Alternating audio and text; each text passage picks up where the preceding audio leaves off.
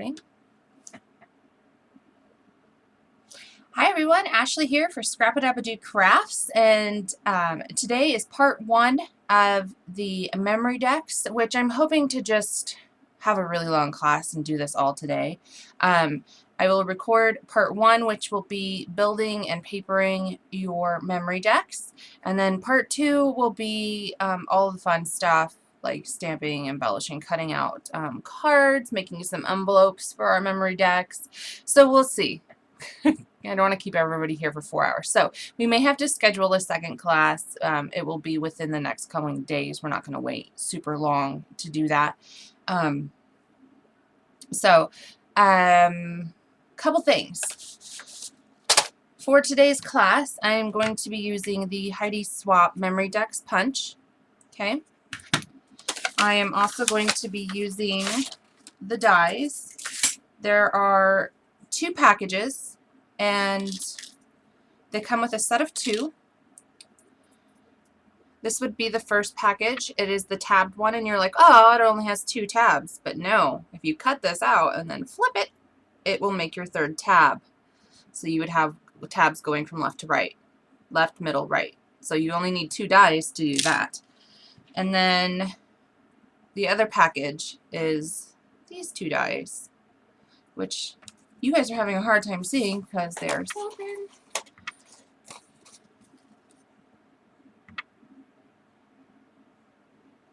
Okay.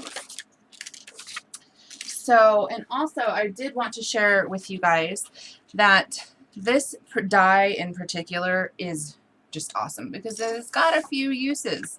I was cutting out things and I came across the fact that if you line this up perfectly as you cut, and then you would just cut these little tab marks off, you can make really, really cool like photo frames with this one. To slip photos on, they can go vertical, they can go horizontal. Let me put this on black so you guys can actually see the design. Okay, so you can do this out of pattern cardstock. So this die right here, and what I mean by cutting off the tabs is when this cuts out, you get these little notches. You would just cut them off. That's what I did for this. If you line it up perfectly, you can get 3 going on there. You can just do little frames. So this die itself, multiple uses. Super cute. So the ladies brought all of this stuff in for you guys. They also got some of the tabs. They're really thick tabs.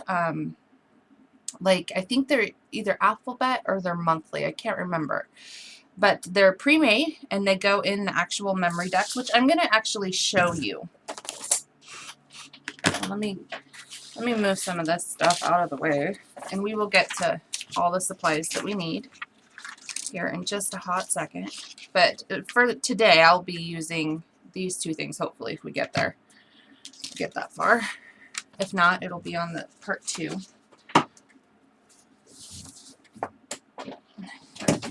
Okay, so Carol had actually got her actual Heidi Swapp Memorydex first, and I didn't actually know this. And she was, okay, disclaimer, we both love the Heidi Swapp products. Fabulous stuff. Fab, fab, fab.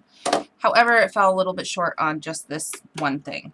The rail system in here, fabulous. I love how the cards slide on it. I love these rails. They're nice, metal, strong. However, this box is not put together very well. Not everybody likes gold, but the paper itself is not laying down. It's like coming up in the corners and on the sides. Plus, there's nothing to stop these rails from going right through. And then you have a broken box. It is literally wrapping paper thick, holding it there. So Carol and Barry had them on order, but they didn't want to end up giving you guys a product that really is not worth it as far as the box goes. Everything else is fabulous. So we have made the box. A nice, easy way for you guys to accomplish the same goal using the paper that you want and ending up with a quality product, because frankly that's what I'm about and that's what they're about. So you're welcome.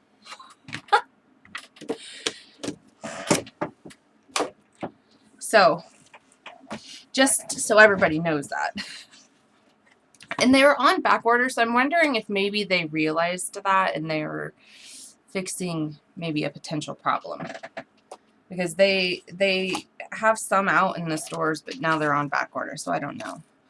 So I have gone ahead and I made a box. This is my Memorydex, and there's going to be a couple options for you guys.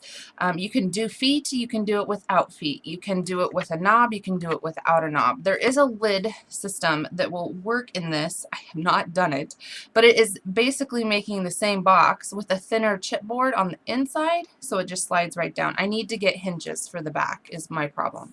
So it would have hinges to open and shut. So if you wanted to keep it closed and secure that way, you could also do it that way with a nice front clasp. I have put a knob on this one. For the one we're doing in class, I'm going to use the Tim Holtz label pull. Oh. Okay. Oh, here it is. I'm going to use this silver Tim Holtz label pull. Okay. You can use whatever. I mean, they've got tons of fancy knobs and things like that. I suggest using your dies and things like that as well. But we're going to be making some of the cards, and there are some people that don't have a die cutting machine, but that's what this is for. And this will probably happen. This is going to happen in part 2, where we'll go over investing in the punch, so you can still have some really cute cards with different angles, and we'll use corner chompers and things like that. So we'll go over that as well. In my Memorydex, I pulled out some of my Project Life cards, and I've used them throughout this as well. And some of the stamps and things like that. That's when my nose got busted by a 1-year-old. It's my niece Alexis. And so I'm also kind of scrapbooking on the back, just because if I didn't, then this thing would already be completely full. It's already halfway full of pictures. Hold on, I gotta take off the autofocus. It's wreaking havoc on our eyeballs.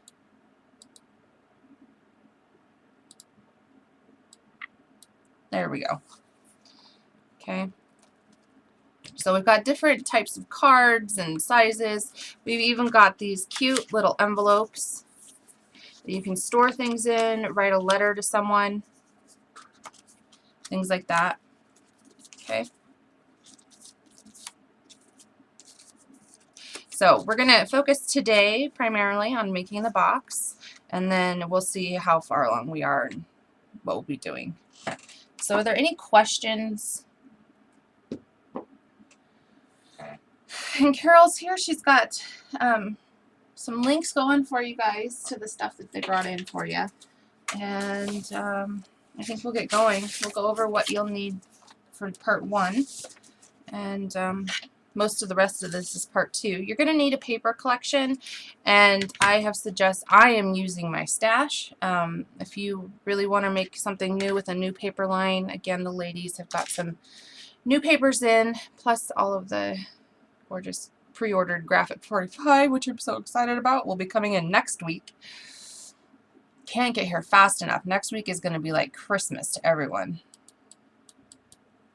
Well, especially Carol with her Angry Birds, which, by the way, are super cute. So, okay, what you're going to need to build this box is some construction strips. These are 1 inch wide, at least 8 inches long, depending on whatever paper you're using. Scored at half, folded, and then on the inside is where you're going to put your, I put 3/8 inch score tape, because I also like to run a bead of glue, just because that's me, down the middle. So I've got 5 of those prepared. You won't need 5, but I have them prepared.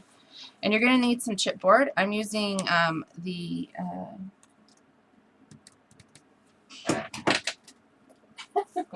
Paper Accents, I believe is what it is. Extra heavyweight black chipboard. I suggest finding a chipboard that's going to match your collection. When I wrap these, we wrap it close enough to where the corners also get nicely wrapped. But in the event there's a little tiny peek out, it's no big deal because it's black. So you're going to need to cut. So get your writing tools down. I'm going to be giving you guys some measurements. So, and I'll show you how to cut this with one 12 by 12 piece of chipboard. Okay, you actually have extra left over. And you'll need that extra as well, by the way, because you're going to need 2 additional pieces.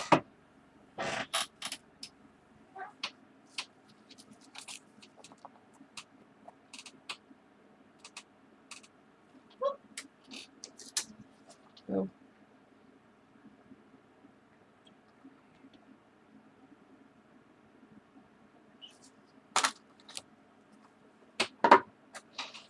Okay, so you're going to put your chipboard in and cut it at 8 1/4.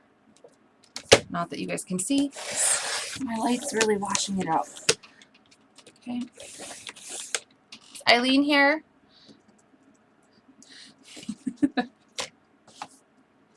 I kind of want to name him Bernie. I don't know why. Bernie just screams to me. Okay. So now you're going to rotate this and cut a piece at 4 1/2. So this will be the width. Okay. But this piece at 8 1/4 is too long, and we need to take it and trim it down to 8. Or, I mean, 8 1/8 is what it was. It started off at 8 1/8. Did I say 8 1/8? So when you started this, cut it to 8 1/8. Hopefully I didn't say quarter. I feel like I said quarter, but it's 8 1/8. Okay, this whole, so 8 1/8, and then you rotated it and cut it to a piece off at 4 1/2 wide. Now this is our base, but it's too long, so we're going to cut it down to 8. I know this sounds weird, but just bear with me. So this finished piece is going to end up being 4 1/2 wide by 8 tall. Okay. So this is the base of our Memorydex, which, by the way, this Memorydex is longer than the original Heidi Swap one. I, for some reason, thought that there just wasn't going to be enough room, when clearly there's enough room. So, and keep in mind, you guys can make these shorter, make really cute little ones, and, you know, just do, like, maybe you went on a really short trip and you wanted to just have something really cute about that, you know.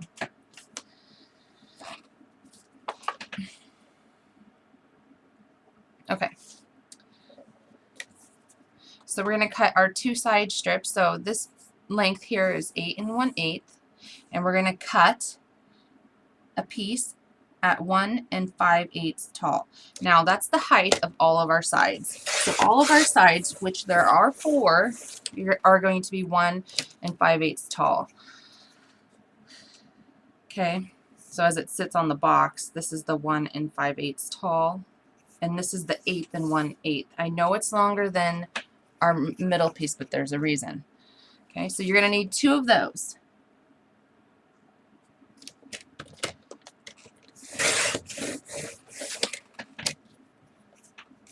Okay, 1 5/8 tall, 8 1/8 long. So I'm just going to take and cut another 1 5/8 strip, and another.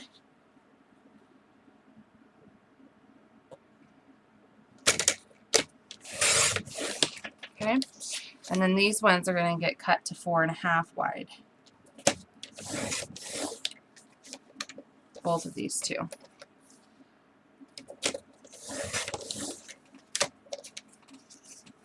Okay, so you have 2 strips that are 4 1/2 wide by 1 5/8 tall.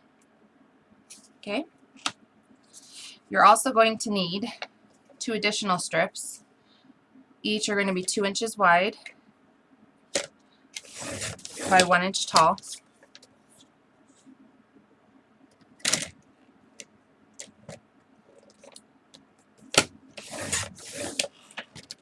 And these will be for a little bit later. So 2 inches wide.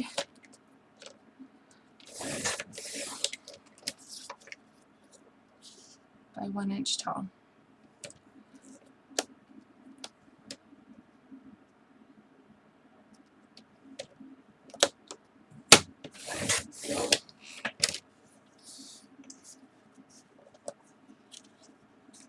Okay, any questions on the measurements of our chipboard? And then you have this whole piece left. We are actually done cutting chipboard. You won't need any more chipboard. Okay. So you might have been able to work this out of 8.5 by 11, but I used 12 by 12, so that's what I'm working with.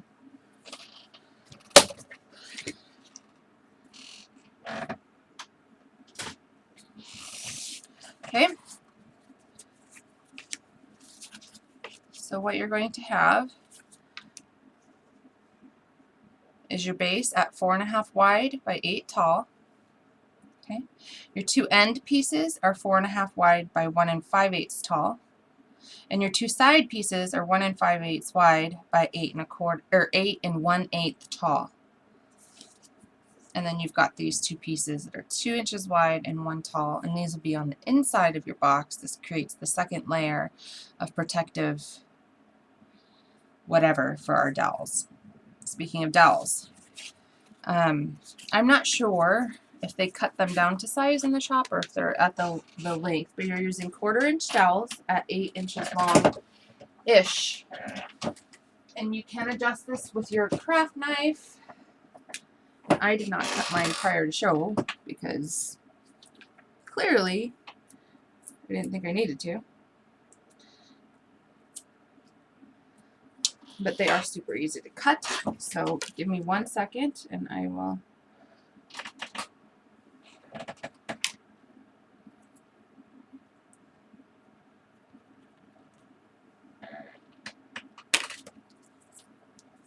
go ahead and do that. Okay, so they're 12 inches, which is good because then you have a little bit of monkey room. So, you know, you could cut it a little bit longer than 1/8 just so it's not so short. And then I use my craft knife. Whew, the flamingo took a shot. Sorry. Poor guy. Having a rough day.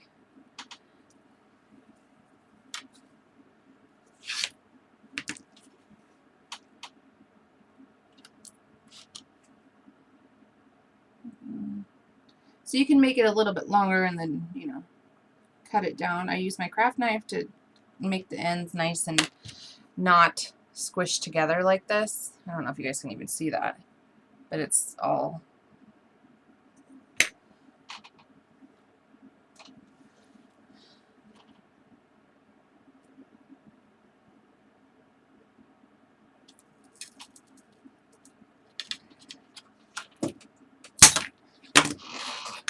okay. We're in business. Just put that there. So we've got our two dowels, and clearly I'm going to have to use a craft knife and saw them down and whatnot. Actually, this one's not actually too bad, so I think what I'll end up doing is just, if you have got a, what are they called? Sanding block. Well, and I do. I don't know what happened to it. Wow.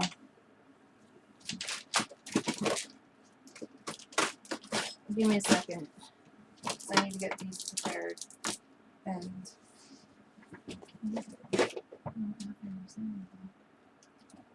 oh, there it is. So I'm just going to round my edges.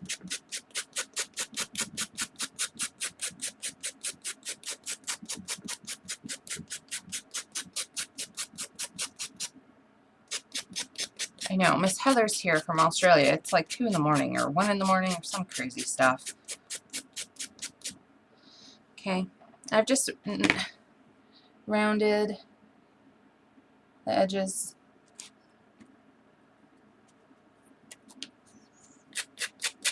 And when we go to put them in, if you find that it's not going in very well, you can always trim it down just a little bit with your craft knife. And your craft knife works just fine. It's just like a little saw.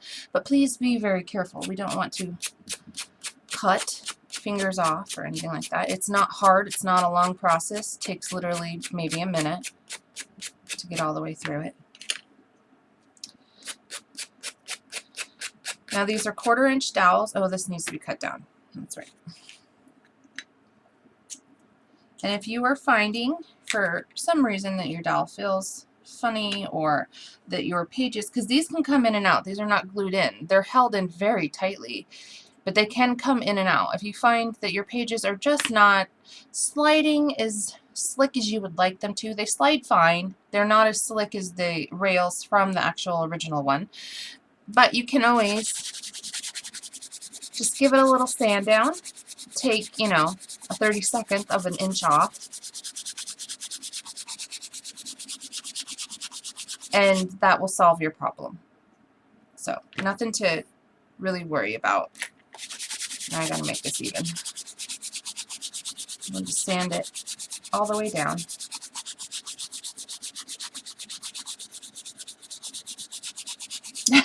yeah, Brenda. Adds a little DNA to the project, huh?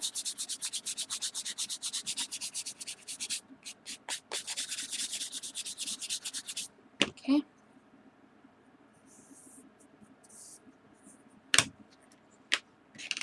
So I'm going to just go ahead and start sawing off my... The table will shake. My tripod's on the table, so you guys are going to shake a little bit. You know, just go with it. If you get queasy at any point, please look away.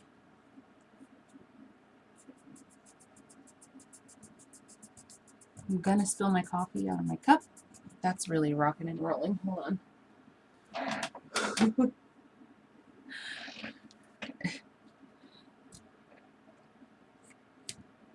As I say, it's really easy. This has become extremely hard for some reason. And quit timing me.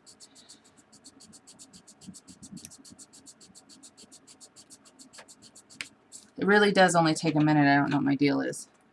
Maybe I'm just not, I just don't have any strength. Oh, here we go. There we go. Once you get through that first real nugget, it becomes very easy. So now we have got a relatively straight, flat surface to work with, and we will round that.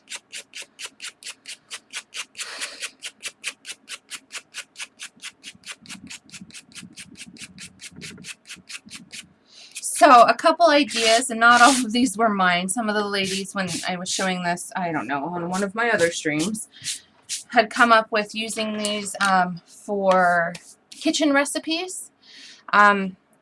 You can, once we do start doing the tags and stuff, I will show you how to make a holder that you can just slide tags in and out of, or you can just make tags and then thumb through them and make dividers like desserts, dinners, crock-pot dinners, lunches, quick sandwiches, things like that. Clearly you can use this as a Rolodex. That would be super cute. Kind of like the Tim Holtz, or no, which I am using an old line, the switchboard, because I have a ton of it left and I am going to make one of these of Rolodex. So I figured, why not? You can use it to journal in. You can use this as a December daily.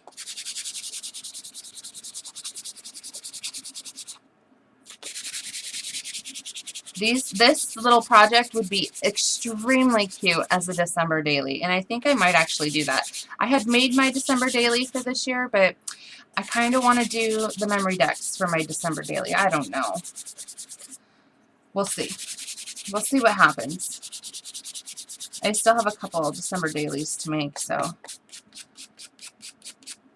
Okay. They're all nice and smooth and ends are rounded. They look like chopsticks. So let me clean off my surface really quick, because I have got stuff everywhere. Even on my mouse. Give it a nice wipe down. Don't want any dust. Oh my gosh. Oh wait, no, there's one in there. The lone wipe.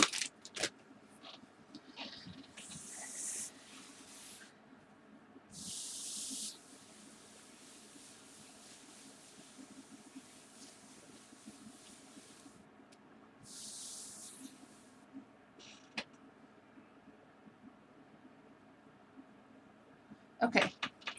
So next Monday, because I have a feeling that this is going to end up being a two-part class. Carol, is Monday good for you?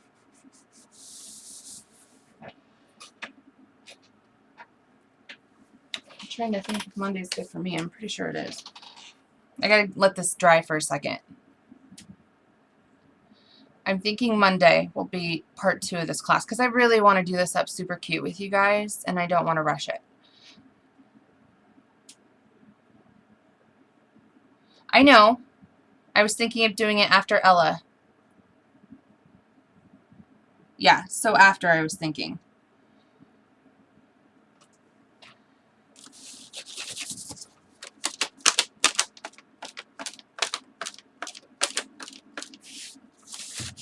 Or is that too much in one day? I just don't want to wait another week. Okay, so Monday after Ella will be here on the Scrap-a-Dab-a-Doo channel. So Ella is on from 11 Pacific Daylight Time to 1, I think. And so we would be on after her. I can't say, yes, I don't know if she's going to be done at 1 or like 1:30 or, so I mean we can just say 2 on Monday, Pacific Standard Time. Which that would work for Heather. Poor Heather.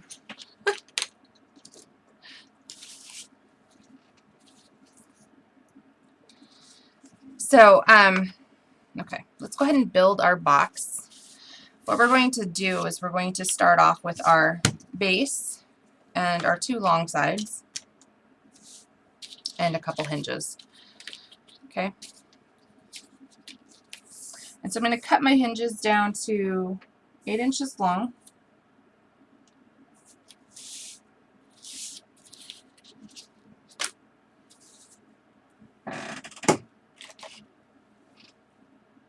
Yeah, 2 our time. Well, okay. 2 Pacific Daylight Time, 2 p.m. Pacific Daylight Time. We'll do part 2 of this, which will be the cards and the super cute embellishing and all that fun stuff. And this one is going to be building, because this is going to take, not the box won't take forever, but the other part does. It kind of needs its own show.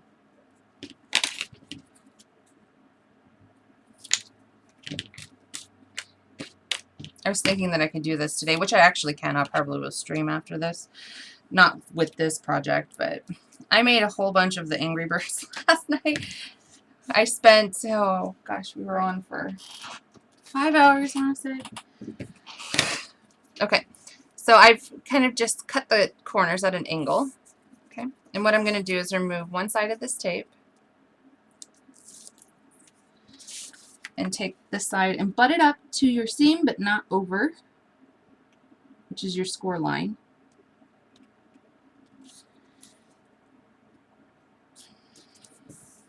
And you'll do the same thing on the opposite side. So now it kind of has phalanges.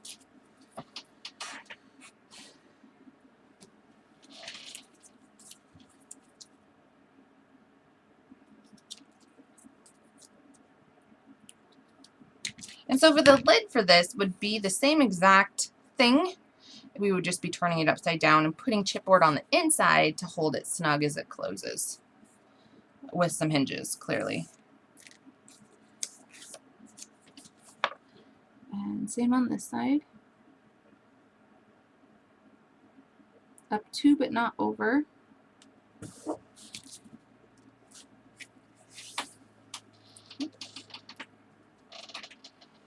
And then we're going to be putting on our piece of side chipboard. Now, this chipboard side is 1/8 longer than our base, and that is because there needs to be 1/16 of an inch at the top and 1/16 hangover of an inch at the bottom, because our sides, or our top and our bottom, slide in at that 1/16 inch.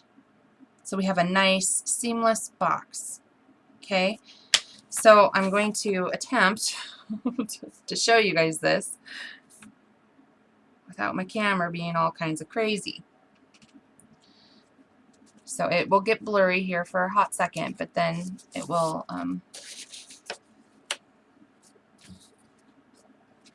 even out. Now let me I'm going to washi tape this on just so you guys can see what kind of hangover I'm working with, and not that kind of hangover. Although Monday.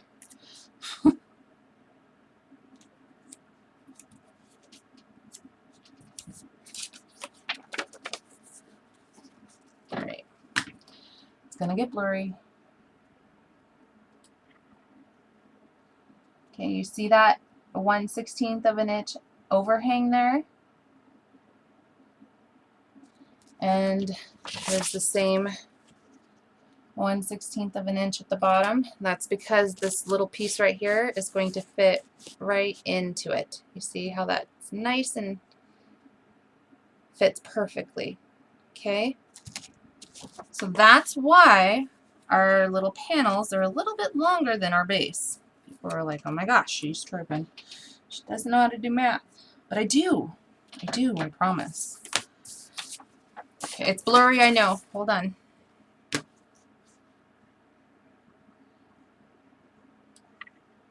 There we go. So what we're going to go ahead and do, because I like to really glue things down, is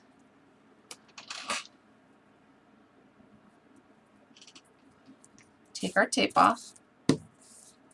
I'm going to zoom in just a little bit.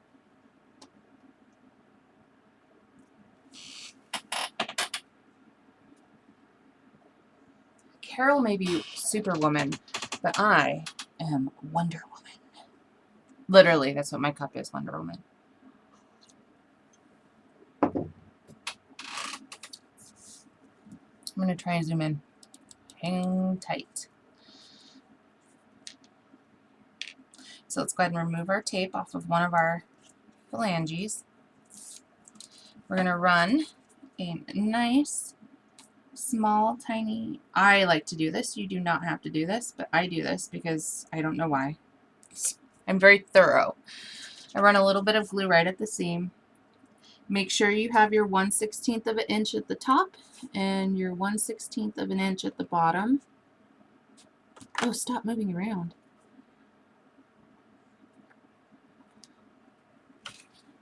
Press that in there. It's not on top of the chipboard, it's right next to the chipboard.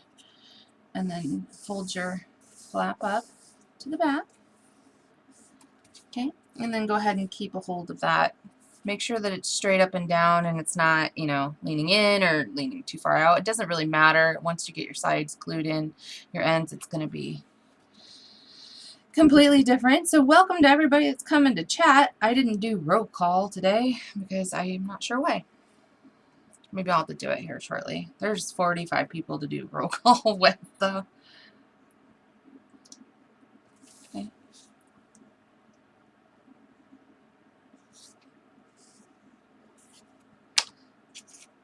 So now we've got this one in. It kind of leans out a little bit. It'll be a lot easier once we get our end pieces in and all glued together.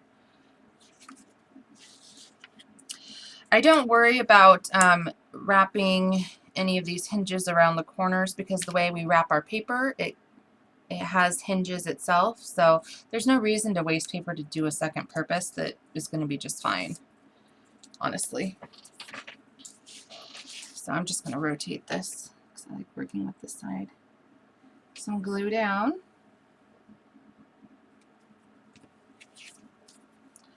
Remember, 1/16 of an inch at the top and at the bottom.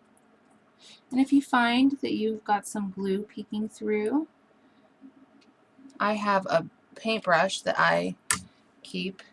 It's all nice and glued and stiff.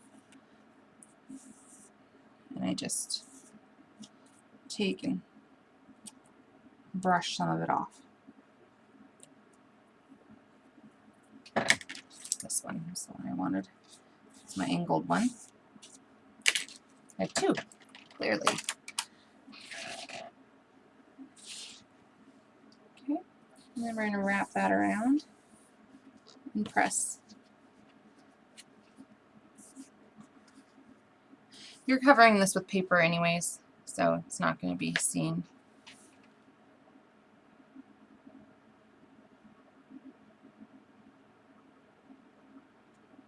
Exactly, Carol.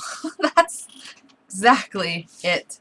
So we're going to be doing the same to the ends here. We're going to be putting phalanges on the top and the bottom, which right now looks like left and right side because I have it turned. And then these are going to get glue on the seam of the construction strip and then on the 1 5/8 side. So both get it, and it's going to sit like this, and you're going to need to hold it and line it up and let the glue stick like that. Okay?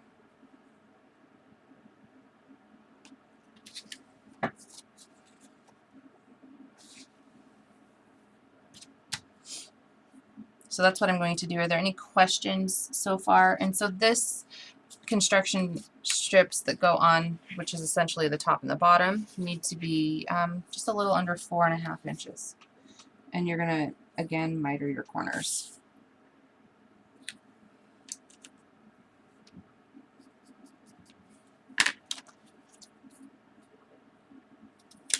And once you've done this part, that will be the last you will need of your construction strip. So seriously, you only needed 2.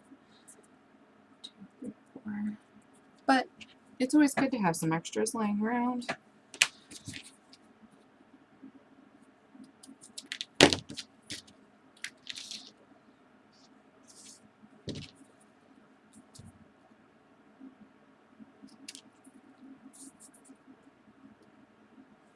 Oops.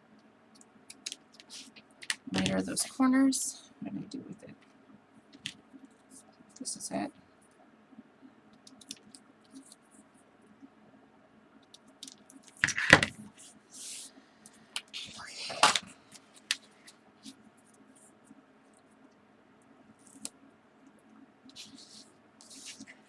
I love Scotch Quick Dry. It is my favorite glue, wet glue I should say, whereas clearly score tape is my favorite tape. Those are the 2 that I use the most, and then I guess Glossy Accents.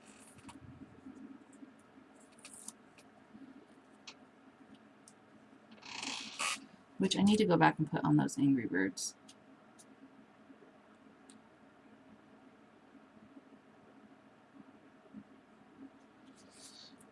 Okay, so we've got our phalanges there. We're going to be doing the same thing, glue in the seam here, but glue on the left and right sides, the 1 5/8 sides. Okay. And you know, if you find that it's making a mess, we'll clean it up. It's no worries. Oh wait, this goes in the seam.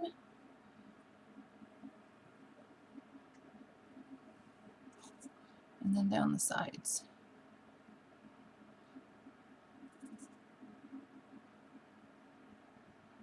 You can use your fine liners for this. So just fit it right down in between and make sure that the ends are even and it's not pushed in or pushed out. And you can tell by running your finger up you'll have a nice good seam. Fold that up.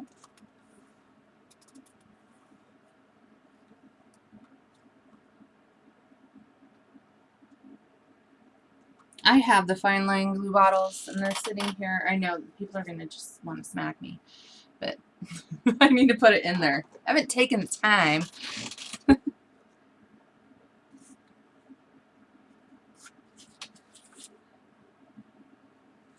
Just give it some, this is why I like the quick dry.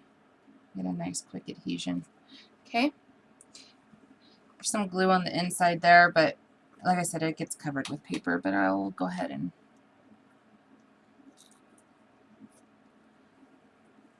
scrape it up. That way it lays nice and flat and there's not bulky glue on the inside.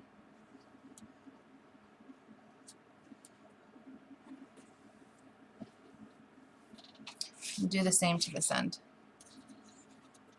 And we will literally have made the box. Hi, Lilith. I finally did a blog post, you guys. I'm just so proud. It was almost a year.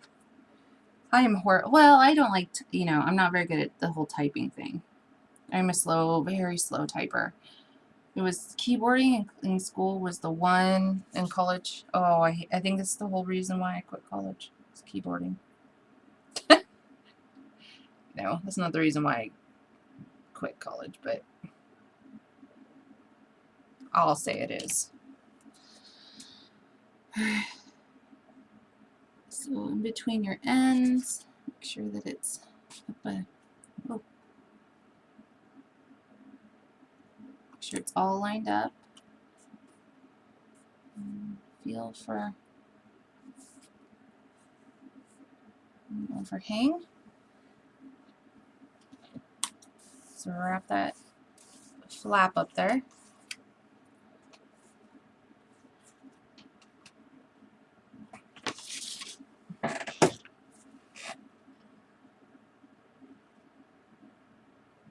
I decided medical terminology was just not where I wanted to be. I would like to go into graphic design or something. I think that would be super fun. I could totally design a paper line, right? I knew I could. Okay, so essentially we've got our box for our Memorydex. All kinds of made. So we're going to paper the outside of this box, and then we are going to put on, after we paper the outside, we are going to put on our, oh, what is this, pull tab, and then we will, the file tab pull thingy, we'll paper the inside. Okay, any questions about this box and building this box? It's literally a square rectangle, technically. So you're done with your hinges. You can set those aside. You shouldn't have any. The only chipboard pieces you have left over are these.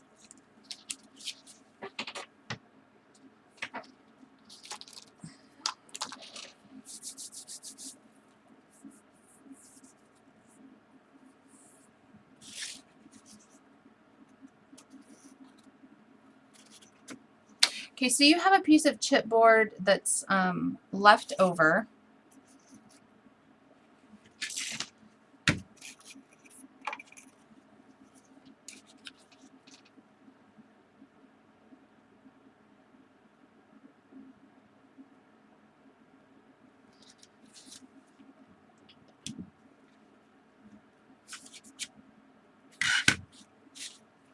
I'm going to walk you guys through this really quick.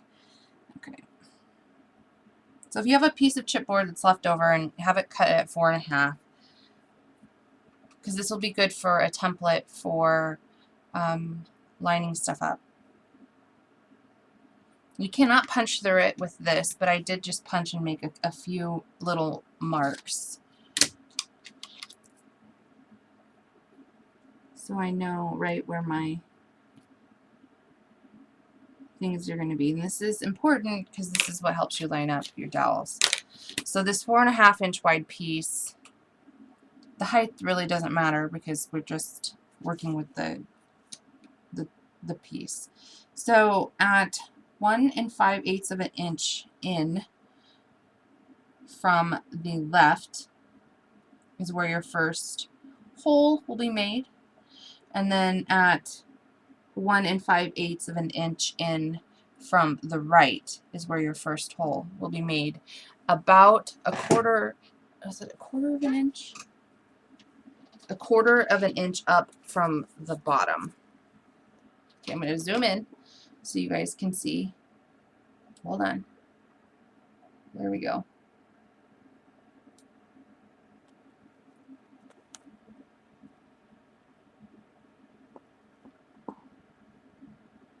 And I do it a quarter of an inch up from the bottom. That way these cards, they aren't jammed into the bottom. They're sitting on the rails, which is the point. Needs to be sitting on the rails. Okay. And that's where that 1 inch high by 2 inch piece is going to come in, but we need to clearly do some papering first. But I just want you guys to be prepared for that. And I use this as a template for getting these little pieces properly lined up. Okay? So at 1 5/8 of an inch in, I draw in pencil on my template.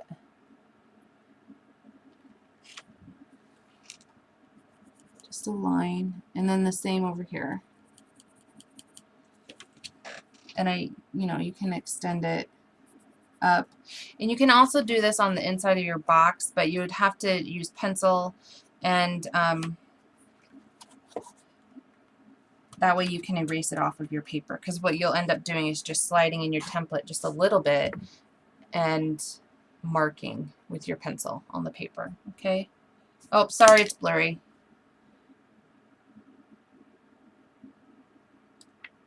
There we go. Sorry. Okay, so we'll get to this point, but I just want to discuss that with you guys. That's what these are for, and we need to be all kinds of lined up. So let's go ahead and paper. Now your paper, I use 1/2 inch score tape, and we need to pick a paper from the paper line that I'm going to use. I'm using a pink paisley old line, and it's called Switchboard. We use this on one of the other ones. I want to make a phone one. But it's got the stamps and the dies. I still have some of the cards and the ephemera that have just been literally sitting here in this bucket, and I really want to use them. So there's no other better project to use it on except for like this.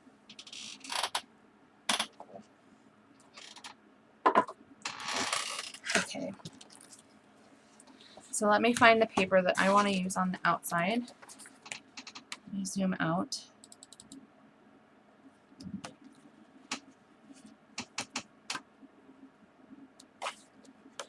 Oh, that one's super cute. I'm also going to be using this paper as cards on the inside. I would like to get some of this used.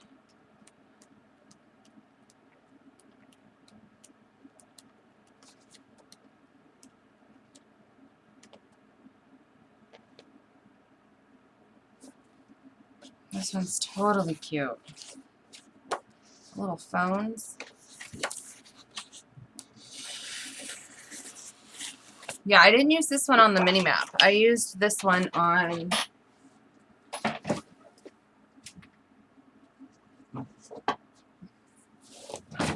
this project.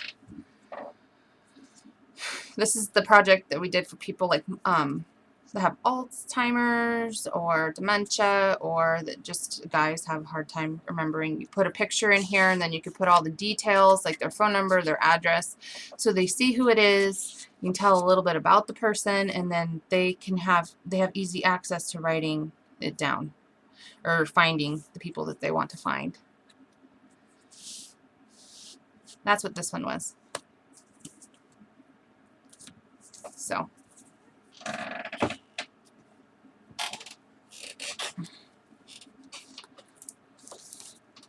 I think we might use that paper. Give me just a second. I just knew the line. I didn't have the paper picked out. Or this one.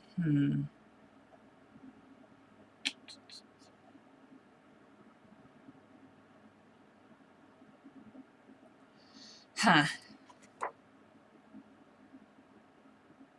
Phone numbers or the dials with the ring, the little hearts in the middle. I could use this on the inside to paper with.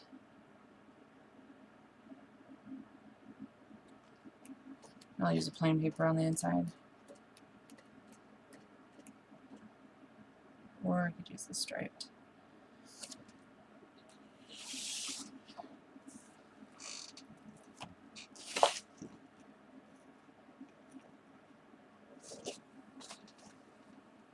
I am making a phone one.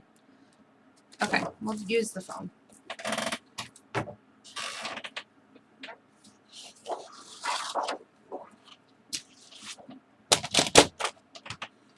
Okay, so what we're going to end up doing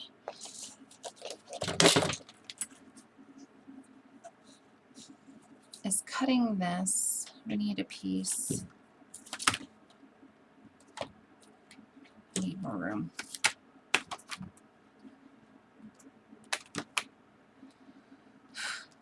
My robot phone. So our width here is 4.5, but we need tabs to wrap around the front at a 1/2 inch. So you were going to need to cut it 5.5 wide, okay, by, this is 1 5/8 tall, but we need to add 1 inch to it because then we need 1/2 to wrap over the top and then 1/2 to wrap over the bottom. So it's going to be 5.5, this is the paper, for the front cover and the back cover. 5.5 wide,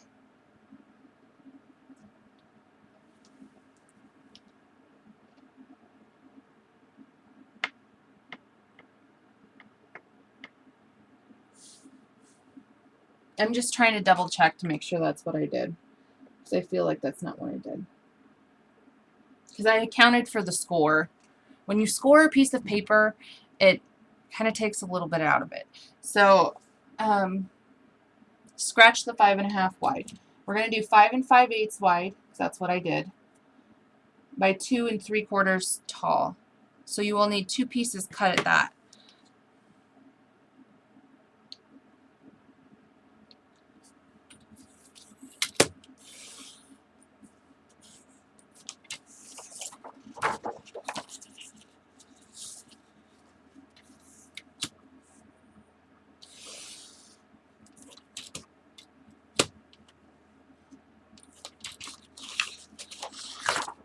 Okay, so 2 3/4 tall. 5 5/8 wide by 2 3/4 tall.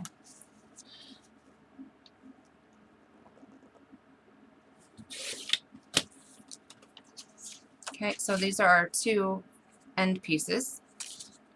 Okay, and then our side pieces are going to be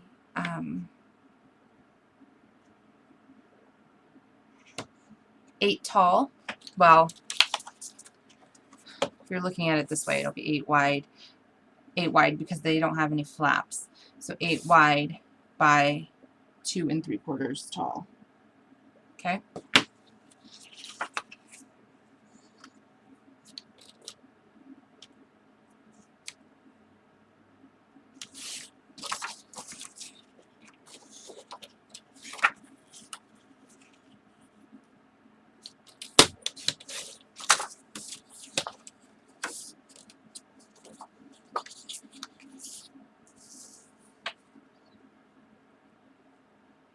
And then you're going to need to get your scoreboards out.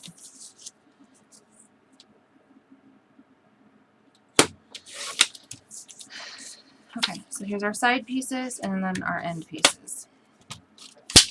You'll need your scoreboard. And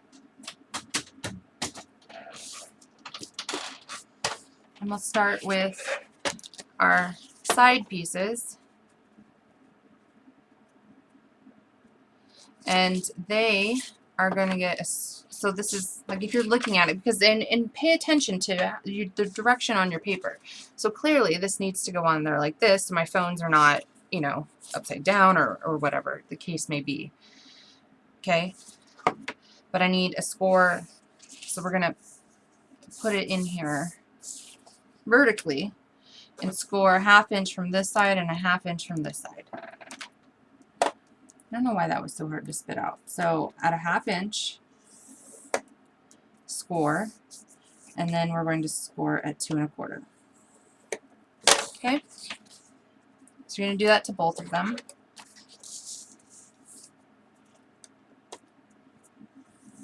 Ooh, please do not rip. I pressed really hard on that one. That one's going to rip when I wrap it. Okay, hold on. I'm going to cut another one. I pressed really hard, punctured through it. My bad.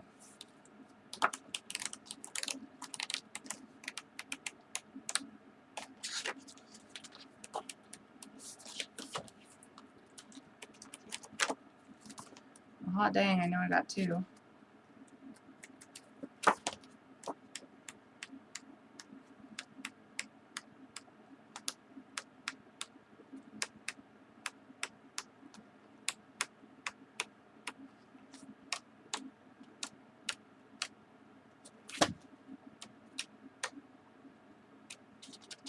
Oh, it's the very first one.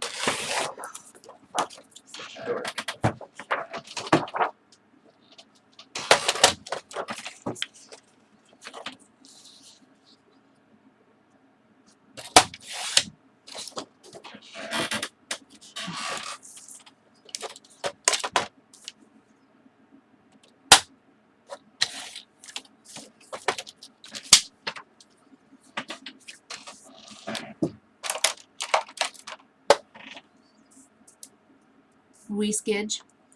There we go.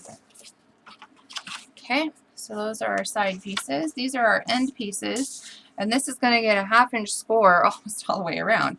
So we're going to score a 1/2 inch from the left and the right. So score at 1/2, and score at 5 1/8. Okay, then we're going to rotate it and score at 1/2.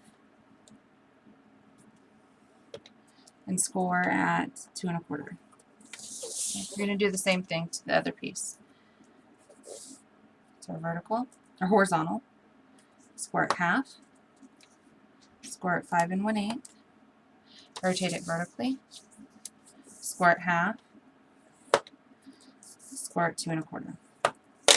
This one now has boxes in the corner. You're going to cut out those boxes. So there's 4 little boxes in each corner. You can see it a lot better. Hold on. Let me zoom in. It's going to get fuzzy. See those boxes there in the corner? You need to cut those off.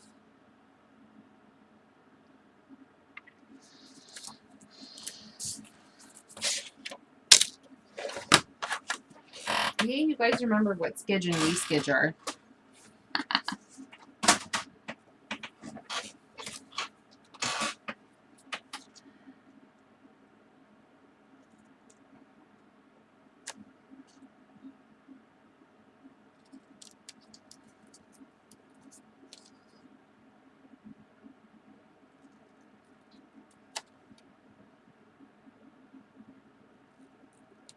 We made a new friend last night. Is Cheryl here? Just curious. See if she came in. She might have had to, I think she said she might have had to watch the recording.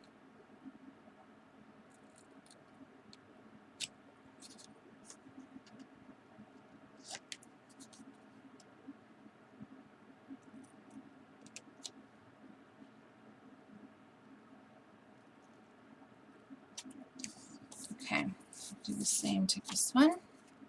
And then we're going to put 1/2 inch score tape on these hinges. On all of them, including the ones for the sides. I like doing them while they're straight and the corners aren't mitered.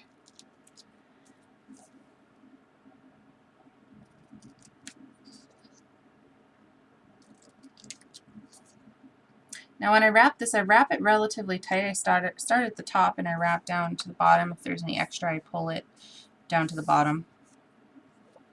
So just FYI, but you don't want to pull too tight because you don't want to rip your paper or crack it. If you do that, you may be inking it, which I don't know, this paper might need to be inked. It also depends on the paper and how well it folds.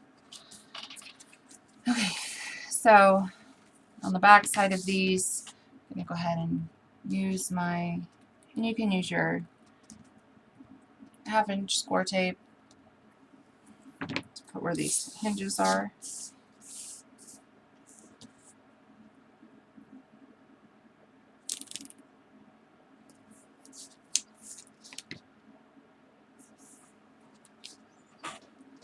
Or you can use your 3/8, whatever you're comfortable with. You might have some tape overhang like I do.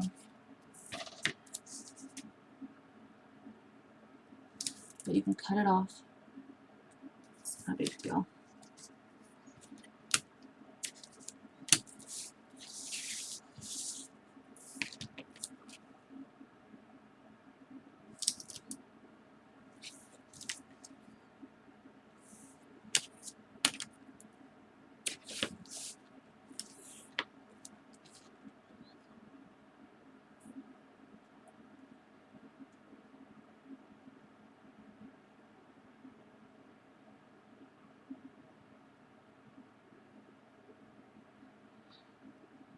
It's a bird on my desk. I was at a thrift store. And what did I name this guy? I forgot his name. Oh my gosh, maybe that was Bernie? For some reason. I want to name him Bernie. I don't know if that was what I named him.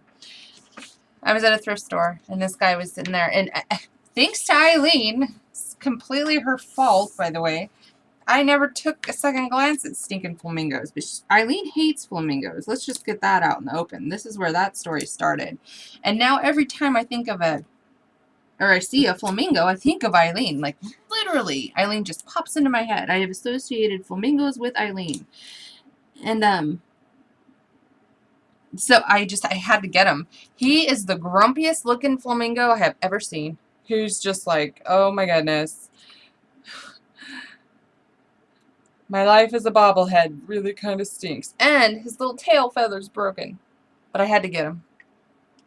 So every time I, like, move my desk, he moves. It's kind of funny.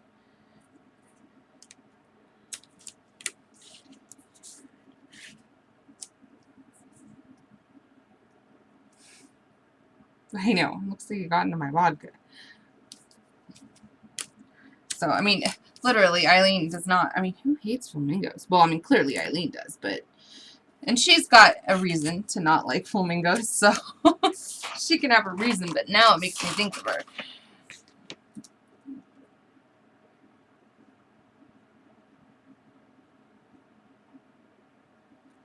Yeah, he shook his tail feather too hard. So yes, that's Bernie. And I had to bring him home. He was 50 cents. I totally rescued him. I am an animal lover. I took him in. I talked to him. Not joking. He's been in my car forever. He was in my car.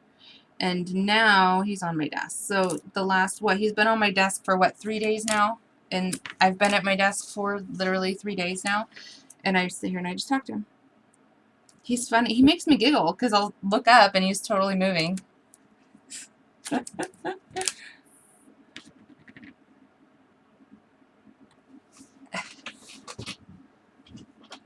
Well, it's because of you, Eileen, that this little guy brings a smile to my face. So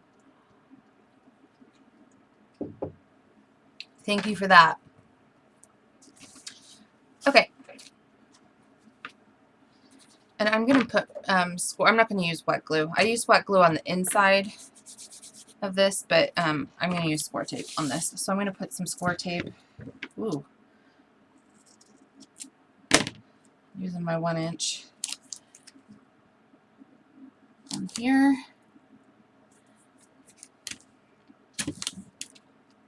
I'll use my 1/2-inch. And I guess I'll be using my 1/8 of an inch. You can use your wet glue. I'm not going to, though. Obviously.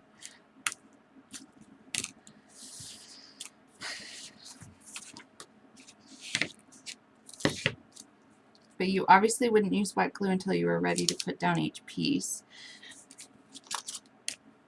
as it dries.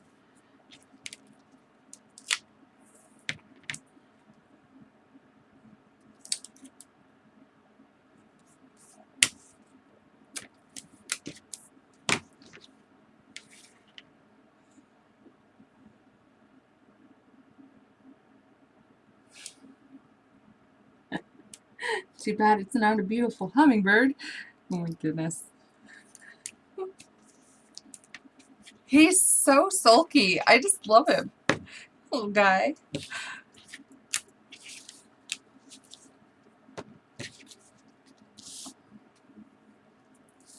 Or a lion.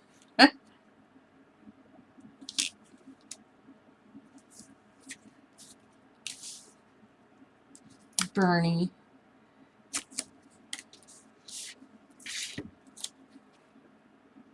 Well, at least now we have a mascot. I am so happy I have a mascot now. We've got Bernie.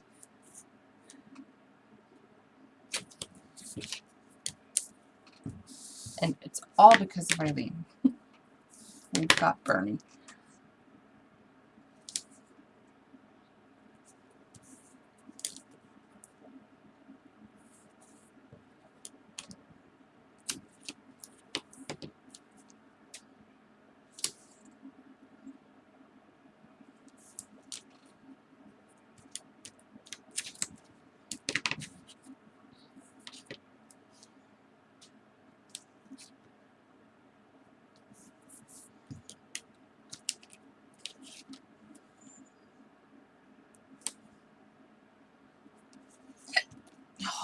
the hiccups.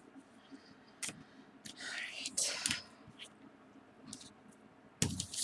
Make sure there's no score tape hanging over, and if there is, trim it off if you used score tape. Oh, here it is. Ooh.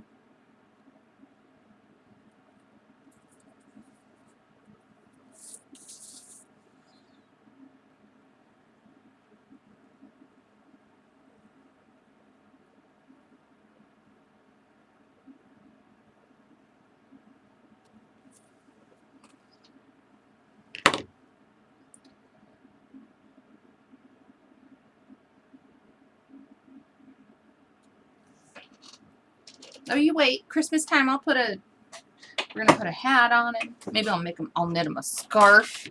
I'm good at that. He's going to dress for all of the occasions.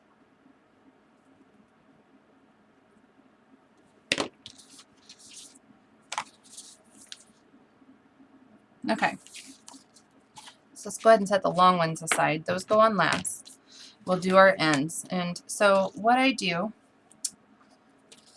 I fold score lines just to get them started. And these side ones.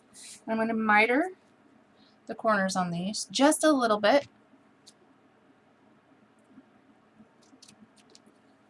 They get mitered just a little bit on the sides. Until this paper is going to want to crack, which means I will probably have to ink it. And I'm going to do the same for the top, but just a little bit of a miter. It's nothing drastic. So it's just like a wee skidge to the corner. So it wraps around that corner well. If you miter it too much, that's when you're going to have the gap at your corner.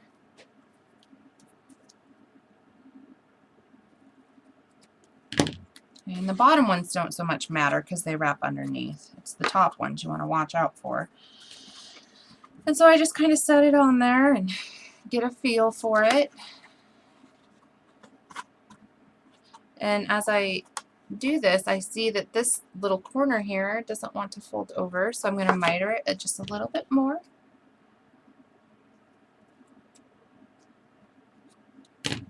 Until it is ready to fold in.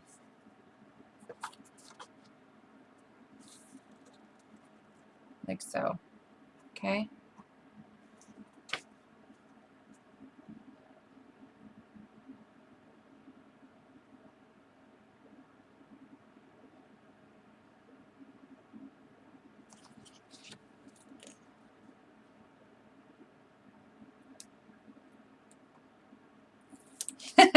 Make him a cage.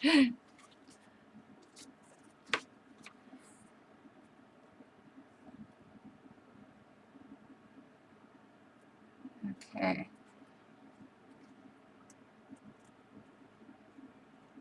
And if you find that you have to miter some more, go ahead and do that. It's all work in progress kind of stuff. Okay. So it's wrapped over. So you're going to be doing these steps to the top, or to the front and the back. And like I said, just it's a work in progress. Okay. So I'm going to pull off our middle score tape.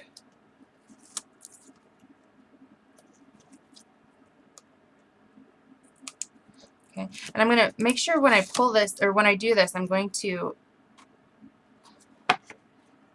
give it a nice pull down. But don't pull so much that you rip or crack your paper.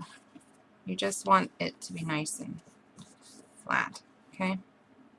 So now what you're going to do is turn it over, and you can see here. Let me zoom in. Hold on, guys. It's going to get blurry. That I need to miter my corners just a little bit more because there's just a little too much overhang. This is the underside, so it's not super going to matter. You're not going to see it. So I'm just going to take my scissors and miter to that point on both sides. Just miter to the corner.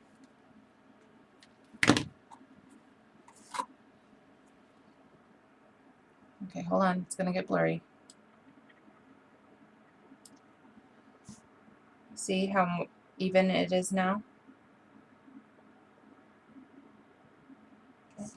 As opposed to this side, much overhang, so I need to miter that as well. You see how I'm mitering to the corner. And I will probably actually put feet on this. I just need to get some more. I am out of feet. I think I want to get, they've got the Tim Holtz ones, and they've also got the ones I used on the project. Oh no, the Tim Holtz ones are the ones I used, but they also, I don't know if they have any more of the Graphic 45, but these ones are super cute, and so I'm probably going to go with these ones again. I know they have these in. Okay, so I'm going to go ahead and peel this, the side flangey paper off. Okay. And we're going to wrap it around. Oh, it's blurry. Sorry. There we go.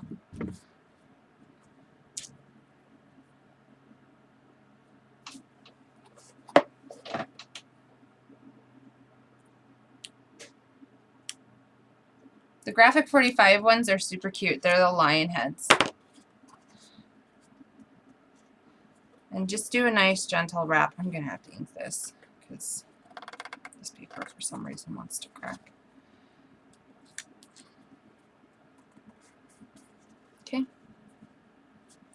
So our flanges wrap around the side. And now what you're going to do is wrap the bottom. Okay? Super easy.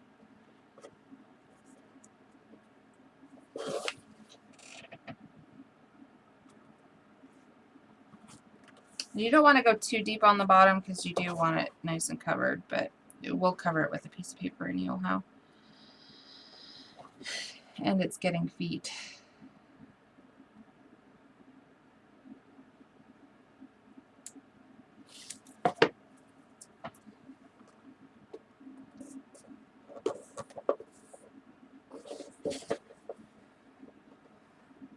Okay. Here's her front or back or whatever side. So we'll do the same to the back. And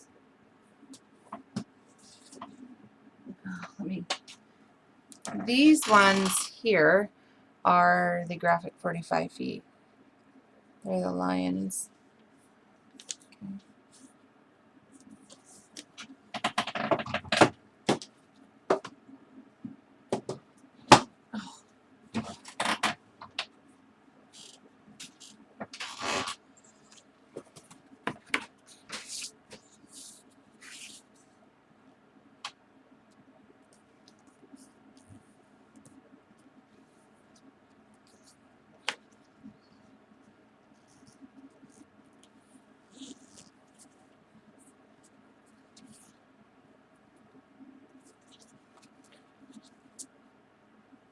Okay, so I'm just folding stuff over. Again, I'm going to do my slow miter.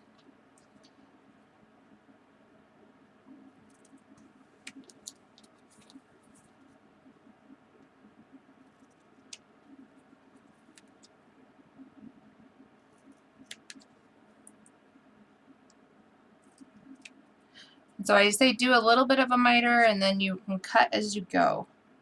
So you don't want to cut too much. You want it to be able, your corners to be covered.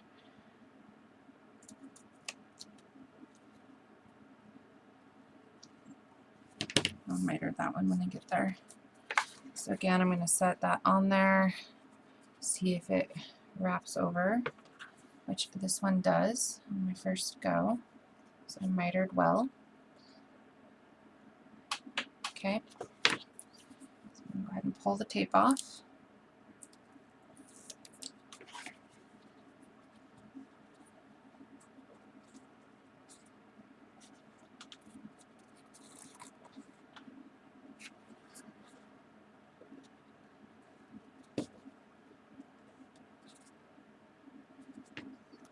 Okay.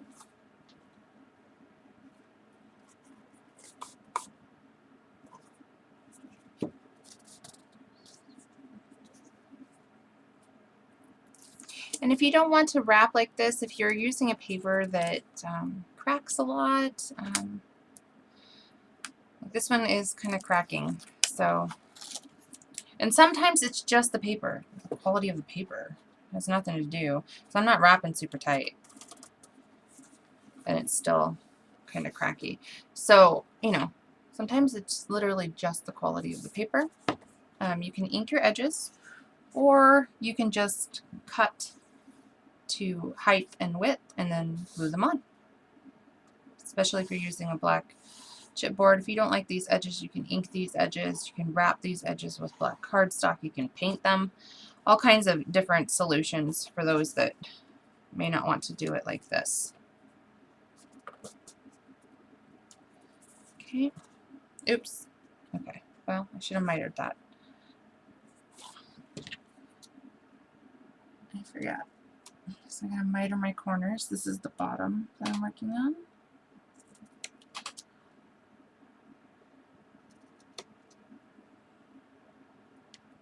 I'm putting feet on anyways, so if it ends up looking extremely ugly, it's not going to matter. So I'm putting feet on.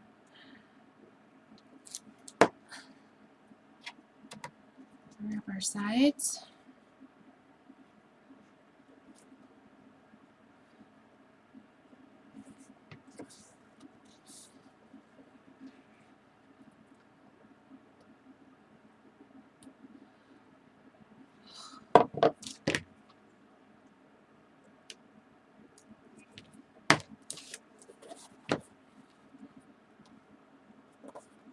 And wrap that under. Okay. So we've got our back and our front wrapped. Now we're going to be doing our sides. Sides are not complicated at all. Go ahead and fold your score lines. And these ones, there will be some mitering, but it won't be a lot. It'll just be enough to, and it may not even be any. You're just going to wrap these down and over. Okay? And if you do miter, it's going to be even a wee sketch. I mean, like a 1/32 of a.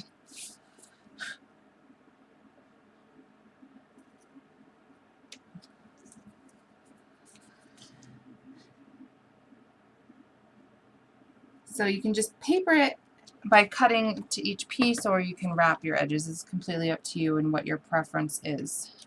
You'd just be cutting it to size if you're just going to paper piece it.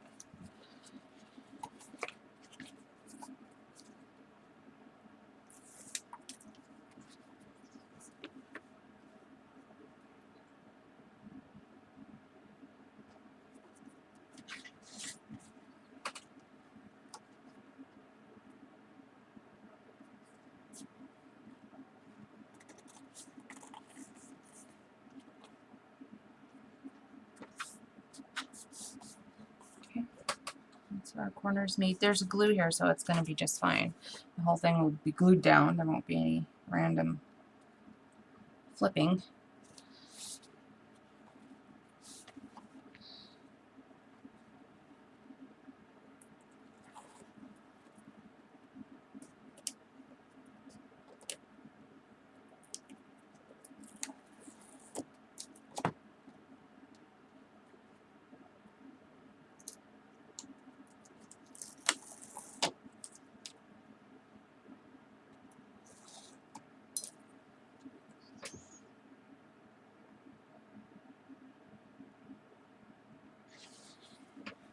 Okay, so I'm just going to roll this over and press it down.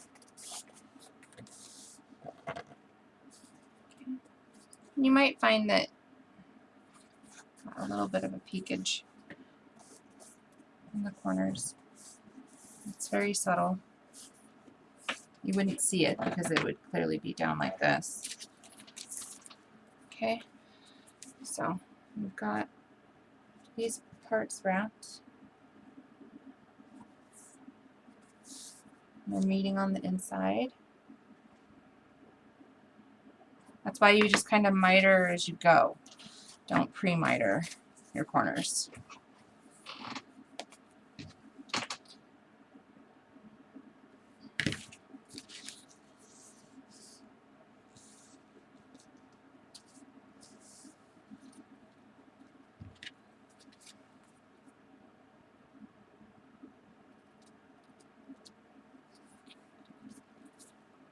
Any random flipping. Who said that? Did I say that? Oh my gosh. I don't know who said that. Okay. That's gonna be perfect.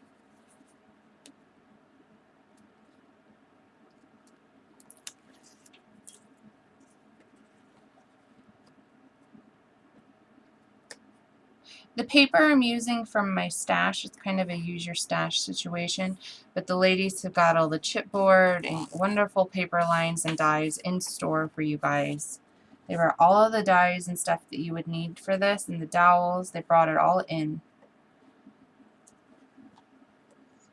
So this is a paper line from last year that we used. But I'm using it up because I've made 2 projects with it already, and I still have an entire paper pack left. And we're going to use it on this. It's a good way to get rid of... Oh, I didn't want to do that. Put that back on there. Alright, and wrap this down again. Don't put too much pressure. You don't want it to crack. I'm trying to save crackage. Sounds so weird. Remove that. And then wrap that around. There we go. Okay. So the outside of our box is totally cute. Okay.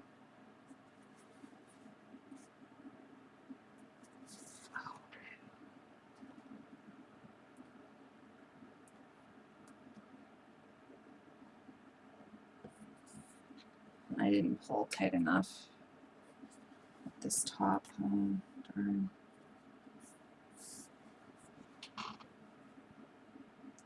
I need to decide if this is going to bug me. I didn't pull tight enough up here at the top. Hold on.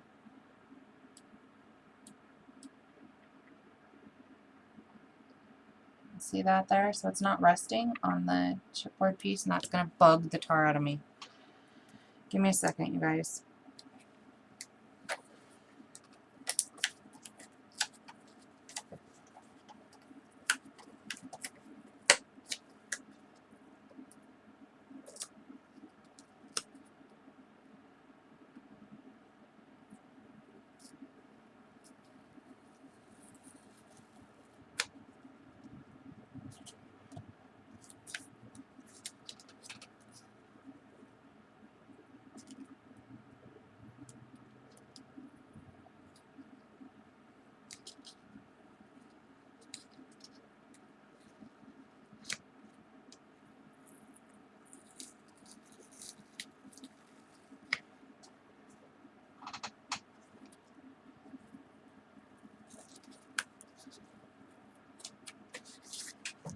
Oh, duh. Jeez, Ash.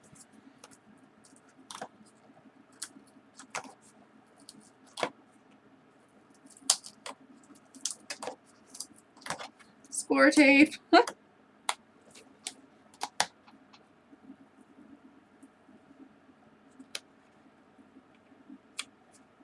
Alright.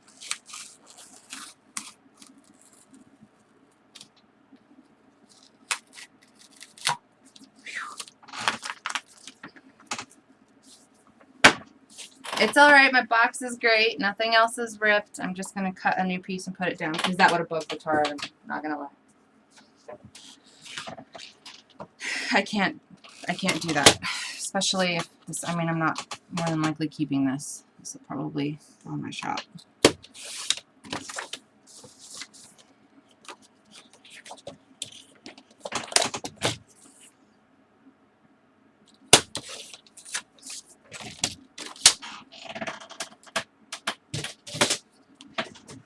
I can't sell it yet.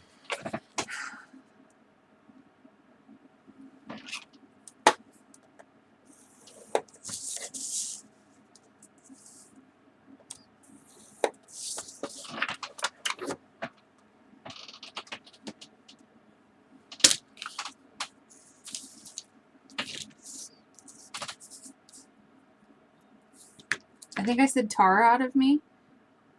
And that's what I always say.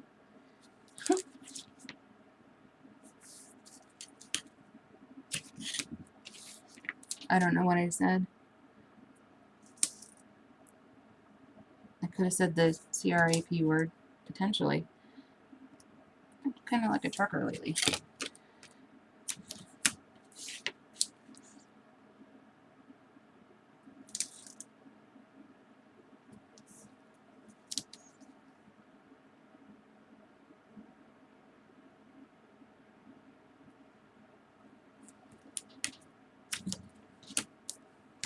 Oh, what word did I say?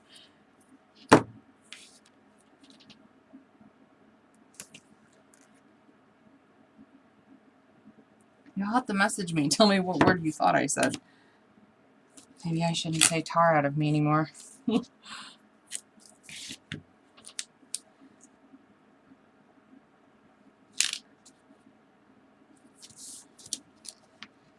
don't know if I said something bad. Completely apologize. Although I don't think I did. Okay.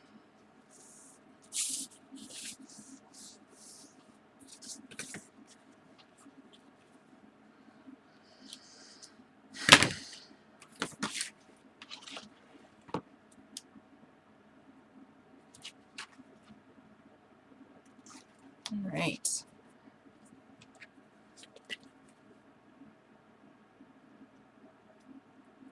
Lighter just a little bit.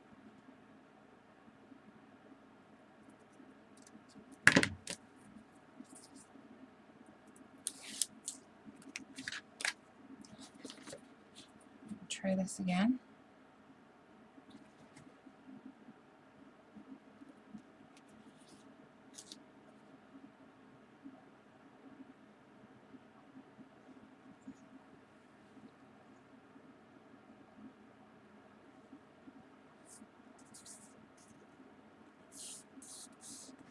Wrap it around. Okay. This time I'm going to make sure to pull that score line over. The score line actually sits on the top of this. I didn't do that, so you kind of got to push your top down.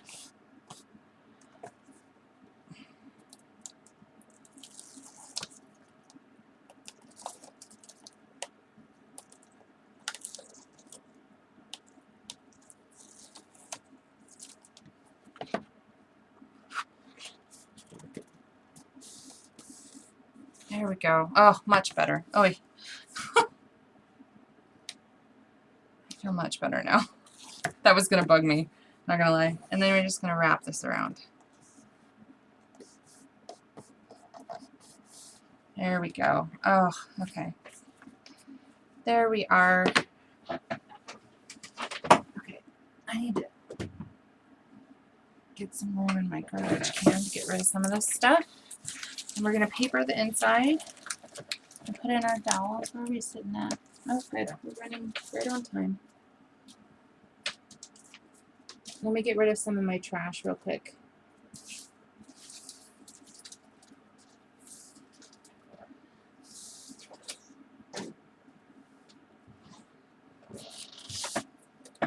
All right. Any questions about this point?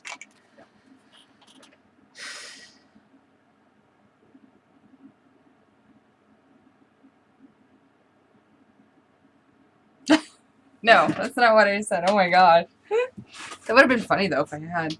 I've been like, boom, I don't care. Okay, so for the inside, again, this is going to be, it's all how straight you got your box. I paper piece, or you can paper piece the inside. Cut a piece here, cut a piece here, cut a piece here and here, however you want to do it. I don't do that. Mine is one big piece with some score lines that I jimmy down into the thing.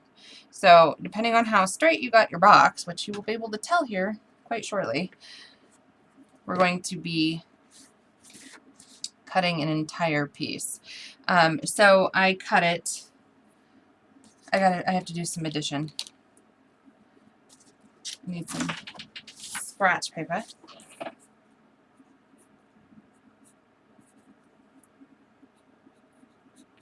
1 5/8, 1 5/8 is 3 1/4. See how fast that was? 3 1/4 and 4 1/2.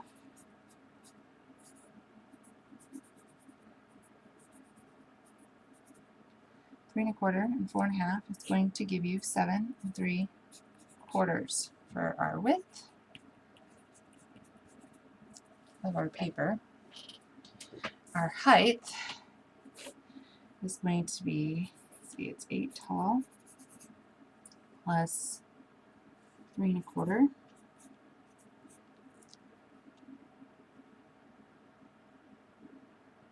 9, 10, 11. So 11 1/4 tall.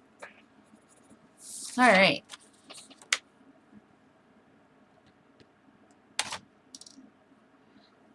Okay. So I'm going to grab my inside paper, which you can use a solid. You can use, I wouldn't use anything super busy, just simply because you're not really going to see it. I mean, you will, but you're not really going to. So I'm going to use, I really like this chevron. It's cute, and it matches. I also like the ledger. We could use this blue.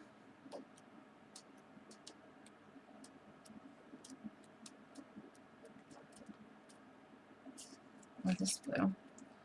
I kind of like this blue. It matches the outside blue. It's nice and subtle. I'm going to grab a border punch. I really like this one too, though. I'm going to use the darker blue so you can really see the difference with the border punch. Okay, so I'm going to grab a border punch because I border punched the inside to make it look all kinds of pretty, which I will show you.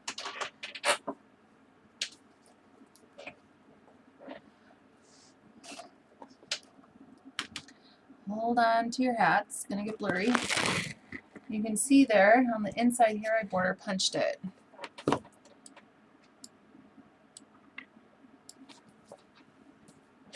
Let me grab my border punch. No, they're clean.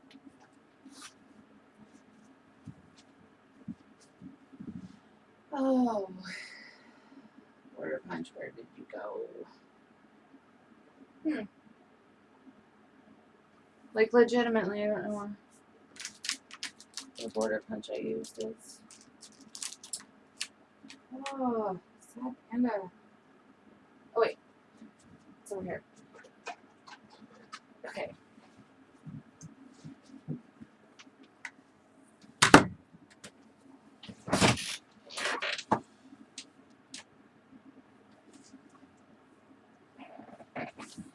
Okay, so let's go ahead and cut this to the measurements and then we'll do the scoring.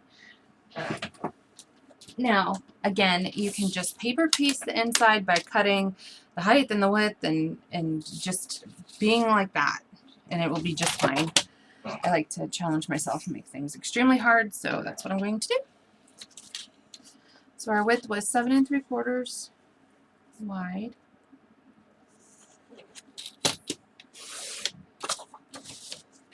By 11 1/4 tall.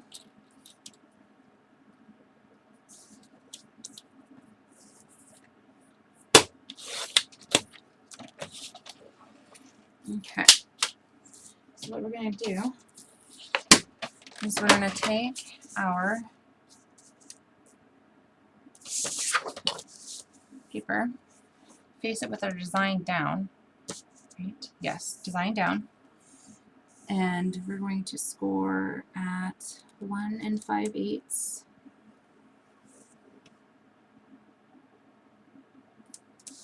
Yes, that's right. Design down. Yeah, that's right. 1 5/8. Rotate it. Score at 1 5/8. We're just rotating it to the other vertical. I don't have to figure out anything. So between these two lines, it should be 4 1/2, and it is.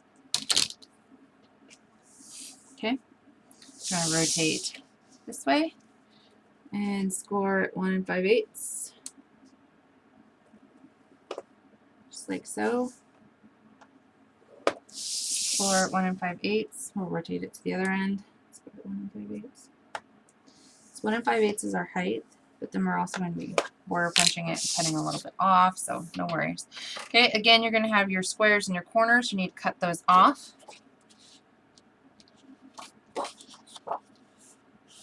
So the measurement of this ended up being 7 3/4 wide by 11 1/4 long, tall. And you've got your squares here in the corner that you need to cut off. I'm actually going to move this.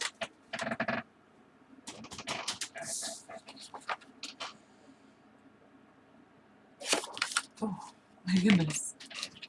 I'm going to use my X-Acto knife. I always get these wonky.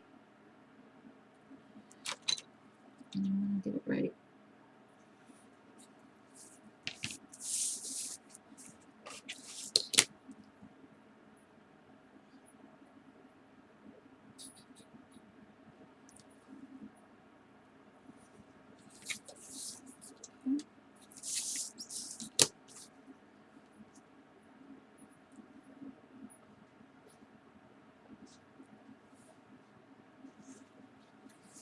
And this one I will be using wet glue with to glue this down.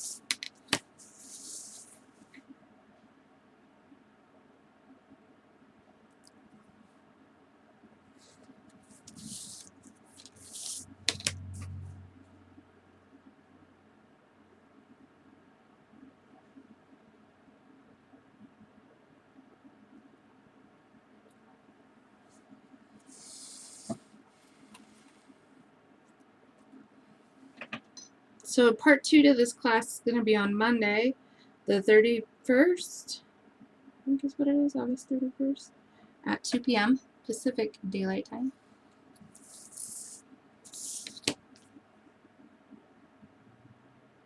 It'll give us a nice hour or so between Ella's class, she'll be back on Monday, and this one.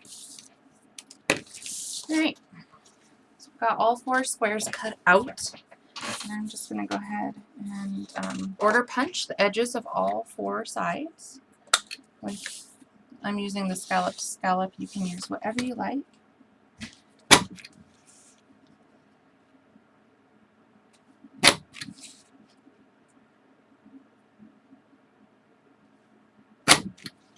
It'll give it a nice distance from the top of your box edge, and it makes it look pretty, honestly.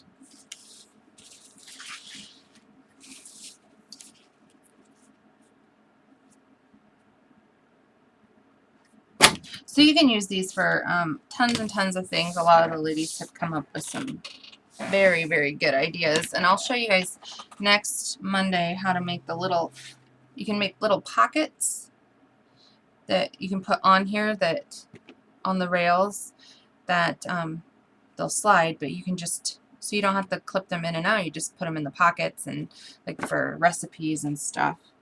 So there's that option as well. And if you don't have a die cutting machine, like I said at the very beginning, there's the punch, and we'll go over options on how to create some nice tops and corners and such on Monday.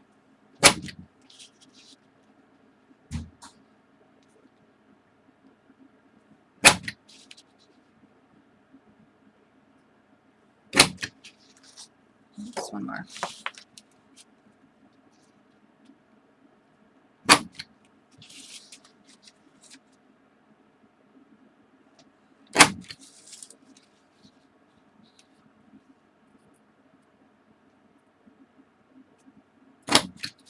All right, so we've got a nice border punch all the way around.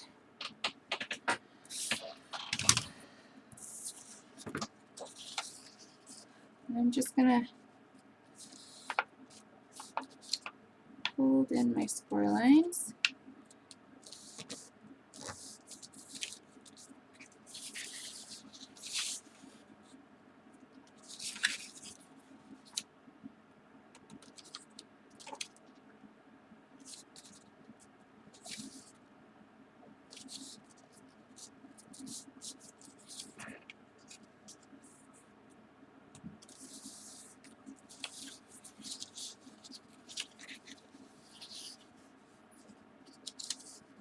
Okay, so you're going to want to make this fit before you clearly glue it down.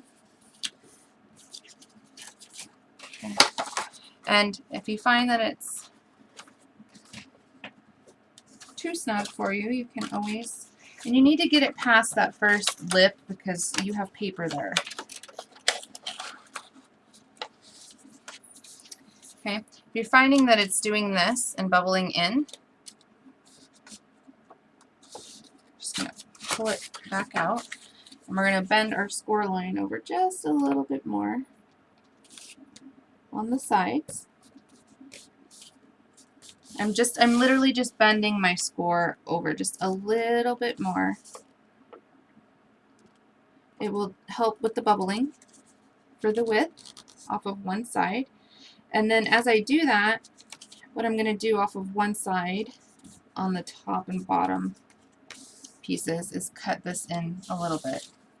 Just a little bit right off the side, because you see here, I'll show you. Let me zoom in, hold on. And you only need to do it off of one side, okay? I've folded my score over a little bit more, so there's a little extra right there, so that needs to come off this side, okay? And you just do it off of one side, because you're literally working in like wee skidges, like 1/32 of an inch, okay?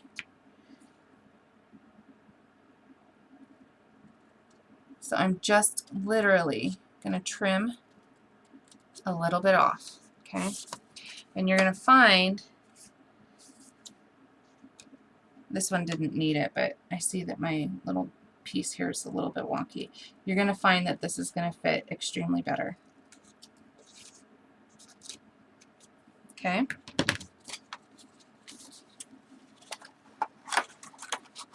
See how easy that was to just really drop in the box? Here, let me fold this up. Okay.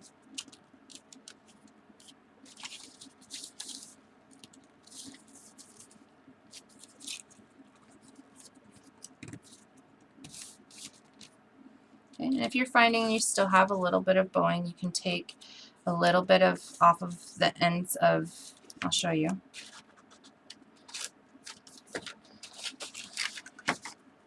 You can take just off of one side. Sometimes you might not have a straight cut or something, so you can look at it, and off of one side you would just take a little bit of the paper. Just trim it just a little. Again, you're working in very small amounts.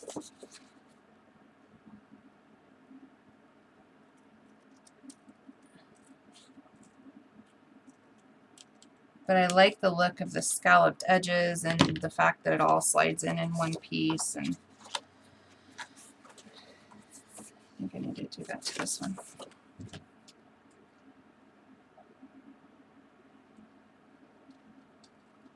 You're working in very small amounts.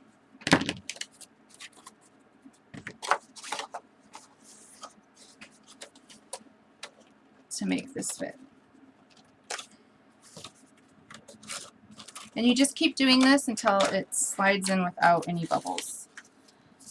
Push it down in there. And once you glue it, that will also help. Like this needs to be cut a little bit. So does this. Okay.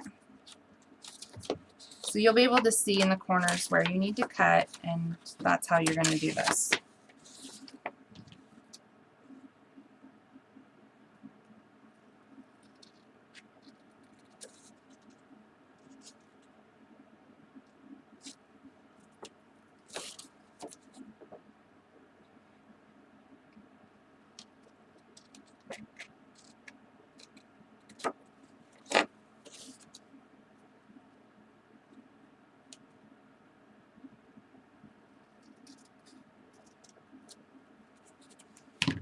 Let's try that. But you need to get it to fit first, because it's just too hard to get it to cut at the right size, because then if you mess that up and you cut it too short, then you have to find a whole different sheet of paper.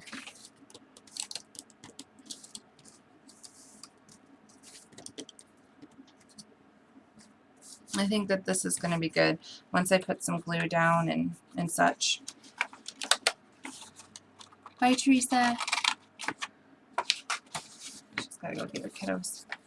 Or maybe not. Okay. So this is ready to go in. I'm going to use liquid glue.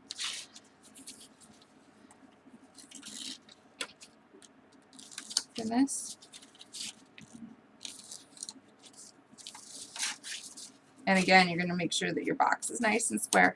If you're finding that you're just not liking this particular process, again, you can just cut the width of this, place it down, and then do your side panels.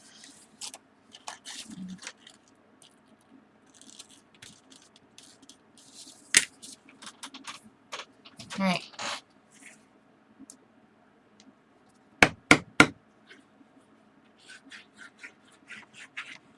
I'm going to go ahead and put some glue down. And I'll go back and do the very top edges once I get this in.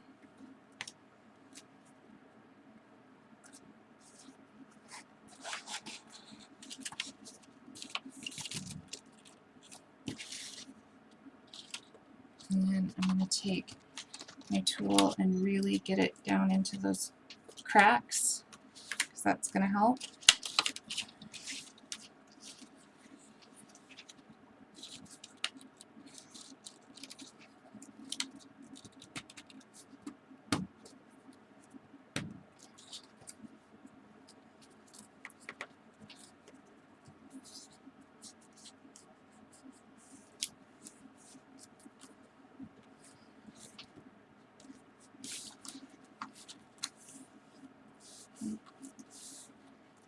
And then you just work it over. Take your tool and work it in.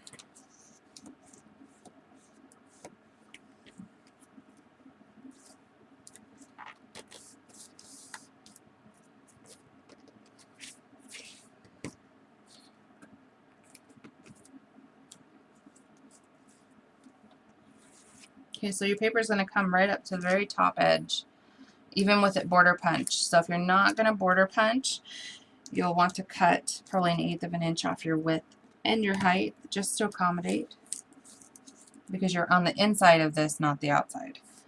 So I'm going to go ahead and run some glue all over my piece, clearly.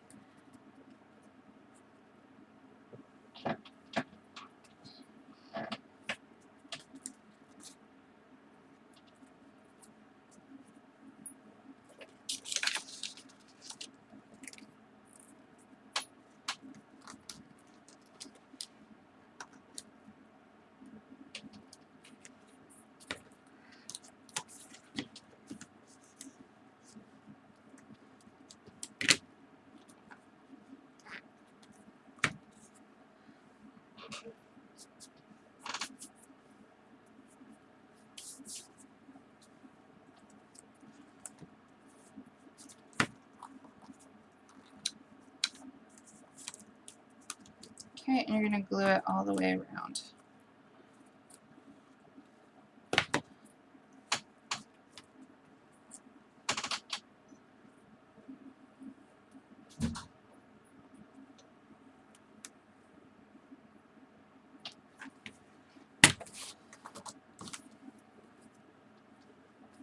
I should clear stuff or just wipe away right away. Be fine.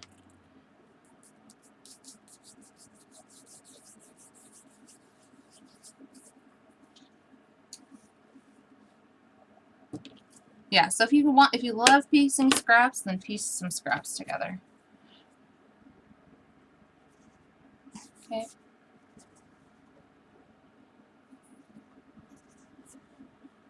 It turns out extremely adorable.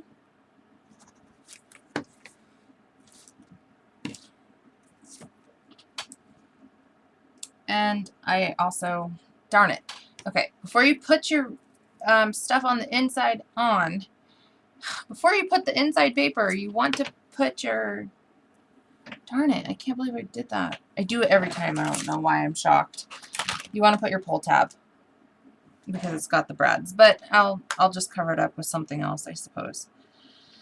You're going to want to put this before you glue down your paper, which maybe I can put it up here a little bit and be okay.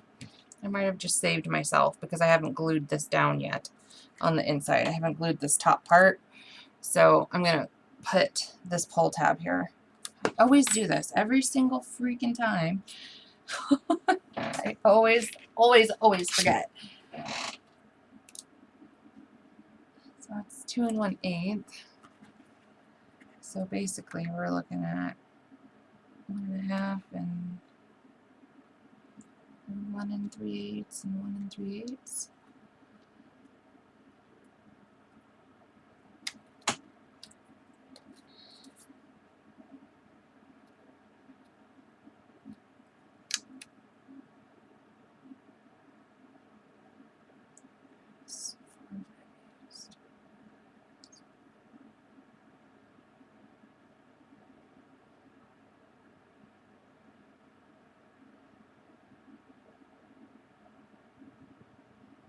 There you go.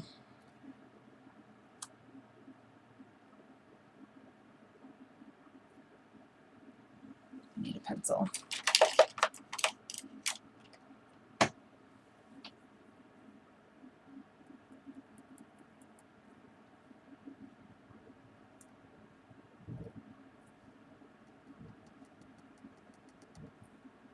Okay.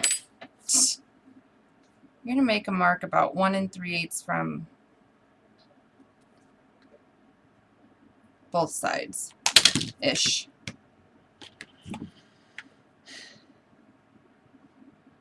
And I'm going to come down about 1/8, hopefully. There. And there. Is that center? Yeah. Okay. I just drew my little, I just drew on it. I can't believe I forgot that. Oh, I'm such a little dork.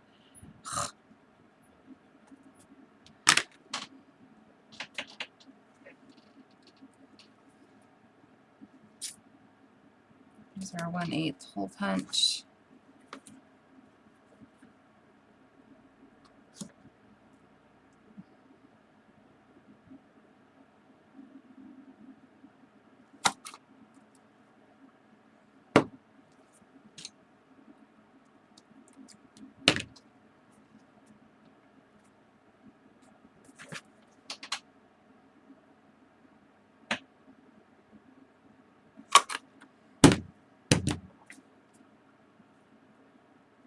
Well, and I punched right through the actual paper on the back, so I'm messing up all over the place. Doesn't matter.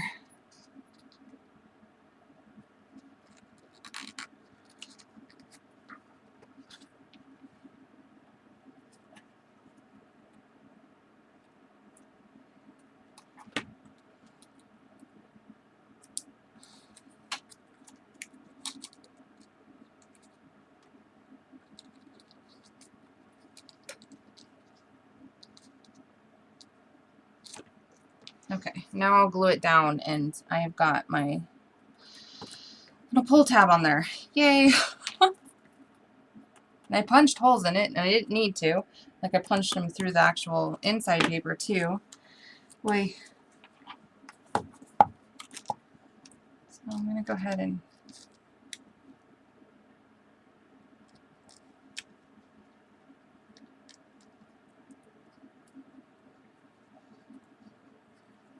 put some glue down.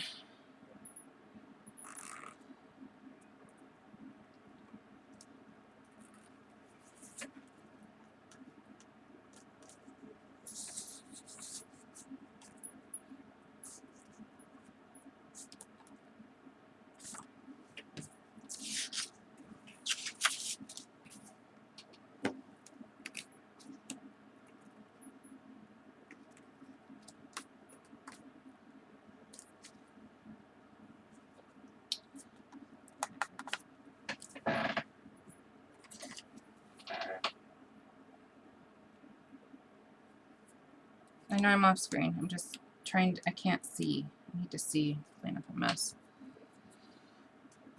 Okay. All right. Phew.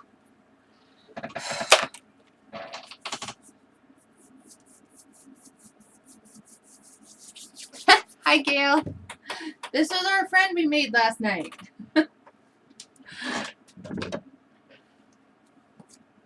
Okay.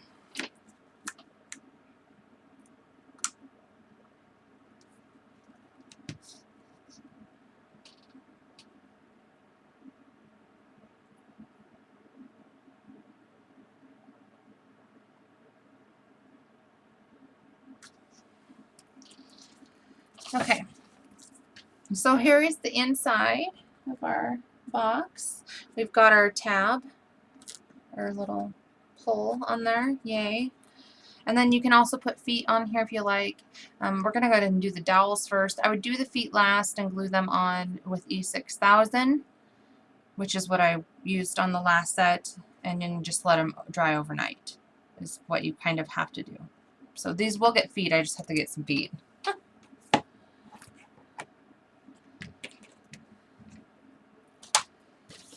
Thanks, Sandra. So we're going to do the dowel part. First off,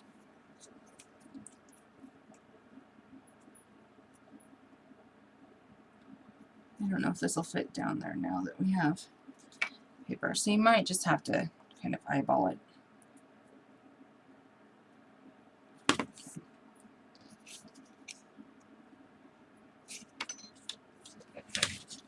Oops, never mind.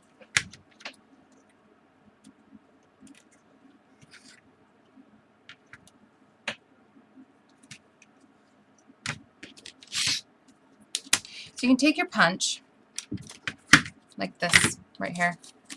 Got a piece already punched. And you're going to take it on your little 2-inch wide by 1-inch tall chipboard piece.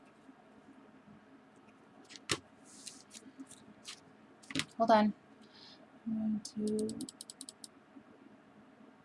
come down.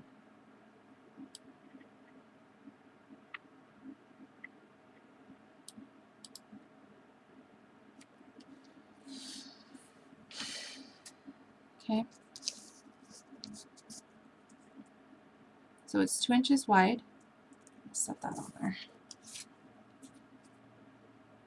And you're going to make a mark 1/4 of an inch up, which it ends up being kind of 1/4 of an inch anyways. Where's my template? I already have a template, so I have this already down. But what I did, essentially,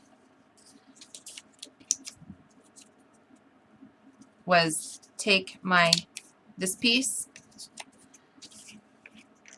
take the piece that we drew on earlier, that we had marked on, and you're going to come 1 1/4 inches in from each side of this big piece. Okay. So we've got the 2 marks that we drew earlier. 1 1/4 inch from each side. You're going to do another mark. 4.5, 3.5, so 3? No. 4.5 to 3.5, 3.25.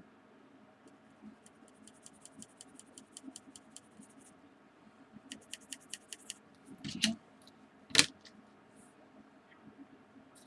Just draw a line. Okay. So now this 2-inch piece is going to be able to sit within those lines exactly how it should. Okay. And now, because we had those marks that we made earlier, we're going to set this 2-inch piece within our lines. And a mark on here.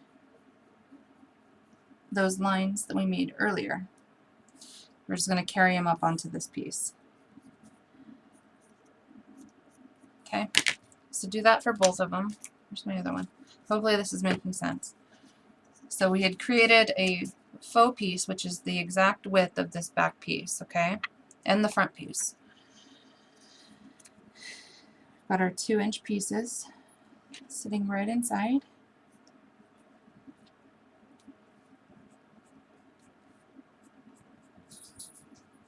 Okay.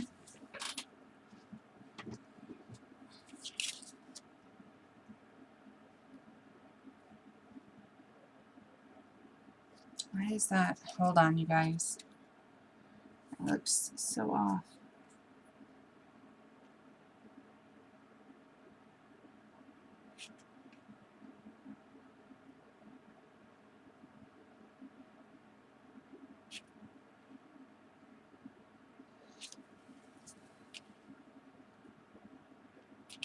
Trying to figure out why this looks off. This one looks fine.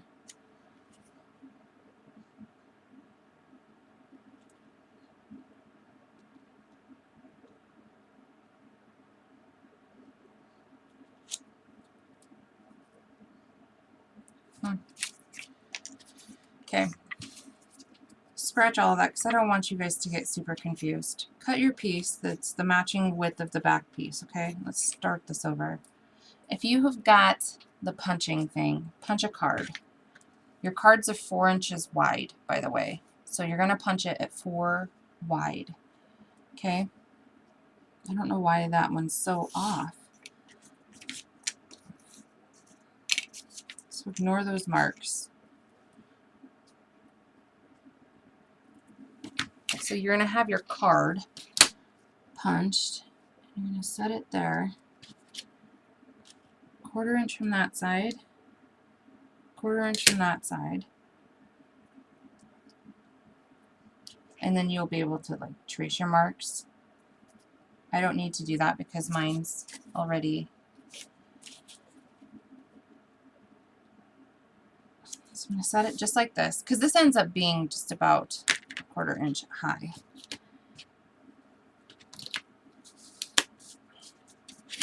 I need more room.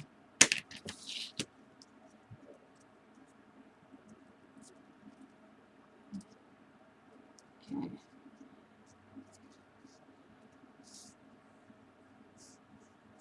Oh. Let me grab one. That's why this isn't working. That's not the right Memorydex card. For Pete's sake.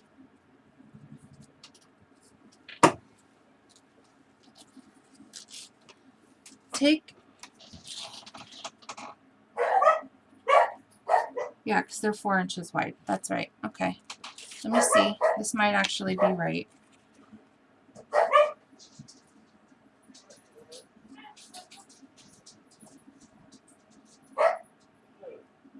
Kind of was.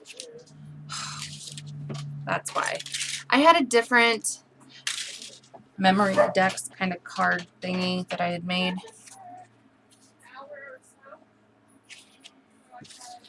So we're still right on track here. That's right. Okay. Sorry, you guys.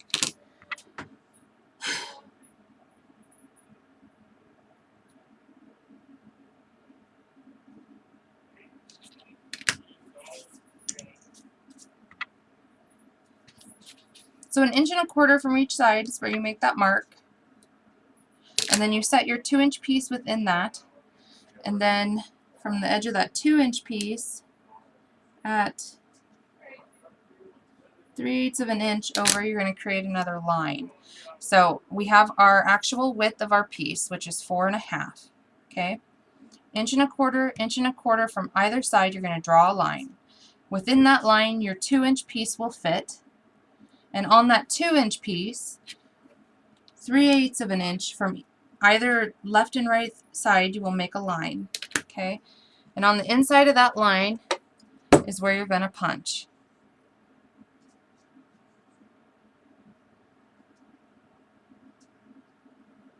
Oh my gosh.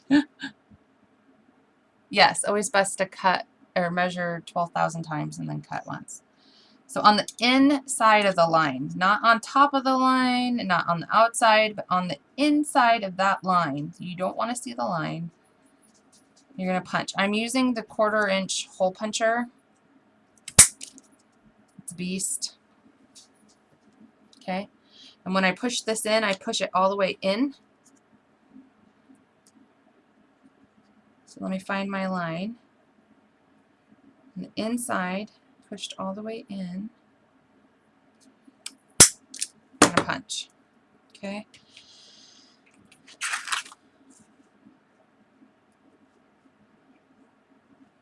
And now and you want to make sure that your pieces are going to line up over those holes, which they do. If they don't, you can always make them fatter.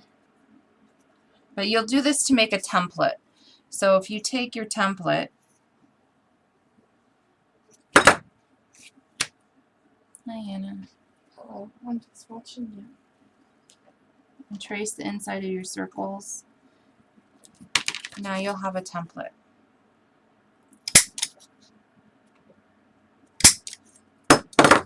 Okay?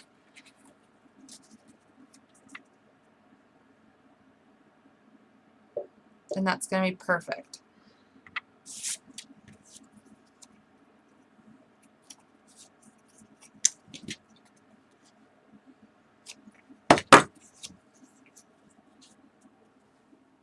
So you could put your second piece inside those 2-inch lines. And just punch your holes through. I know this might sound confusing, but the thing is you want to get it at the proper width between the rails. The width between the rails is what matters. Otherwise, these aren't going to slide very well. And that's going to be just fine. Okay? Does that make sense? Hopefully that makes sense. So I'm using this EK Success EK Tool punch thing. It's a 1/4 inch circle. I push this 2-inch piece from the bottom all the way in so it's sitting against its back wall, and I punch. It gives you the proper... It is focused. It's not going to get any more focused. It'll just take a second. It gives you the proper height from the bottom. So what you're going to do now is you're going to wrap these pieces with some paper, coordinating or otherwise.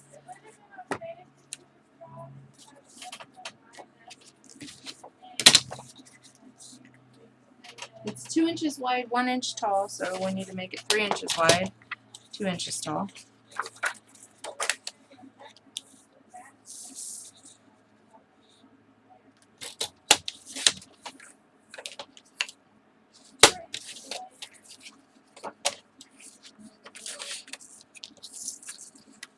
I'm just wrapping paper around these pieces. And you're going to score 1/2 inch on all sides.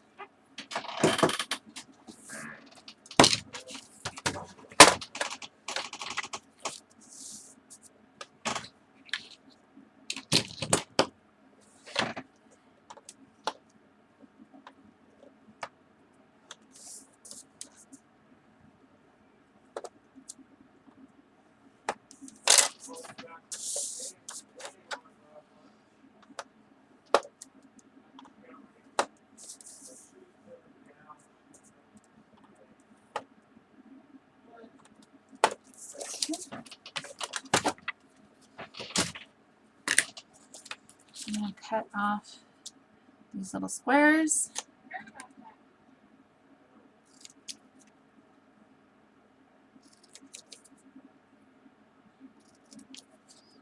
Wider corners, and I'll use just some wet glue.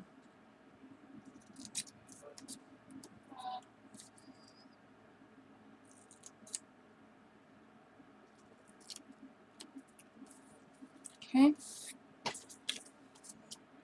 Cut the squares off on these. You can just put black chipboard in too. You don't have to put pattern paper on if you don't want, but I'm going to because I want to. Again, you can very well make this your own.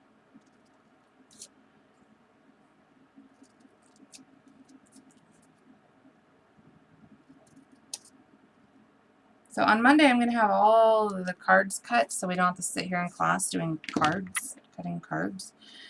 So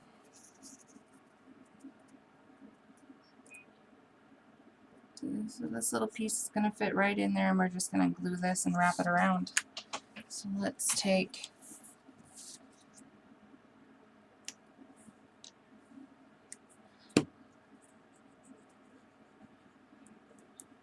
it's a 1/4 inch punch.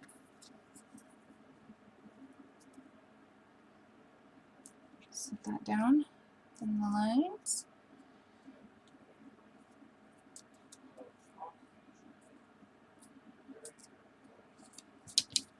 I'm just going to cut a little bit off of this. You don't see the back anyways. Just so I can see the punch, the holes. Because once I wrap this part, I'm going to punch the holes through.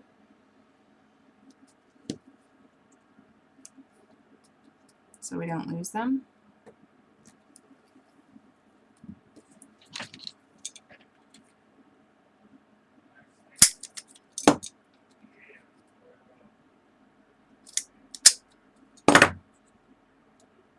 Okay.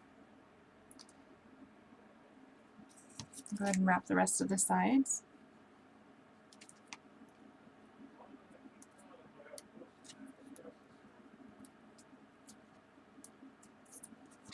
Cut a little bit off. And a little bit off. Miter just a little bit. Makes it easier for wrapping.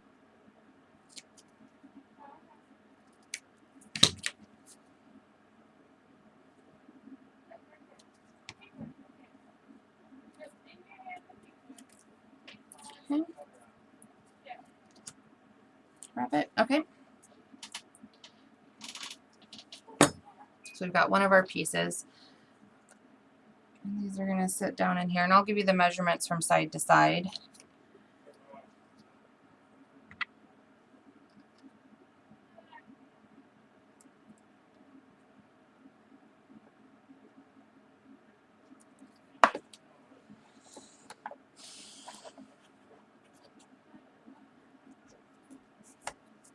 I think it's 1 1/8. 1 1/8.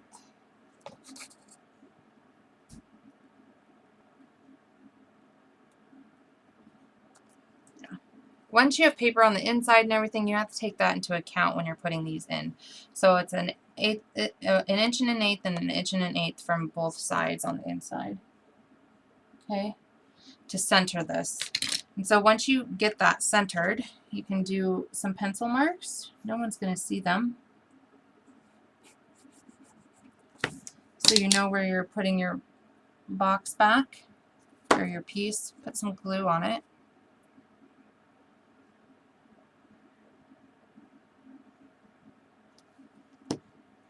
Okay. And you can see that the holes are close. This bottom part, because these holes are not centered in the middle of this. There's more chipboard this way than there is this way. This is the part you need to be at the bottom. And you're just going to put it within your lines that you just drew. And press it on. And clean up any glue that you might have squishing out. You can use your glossy accents for this, but it'll take some time to dry.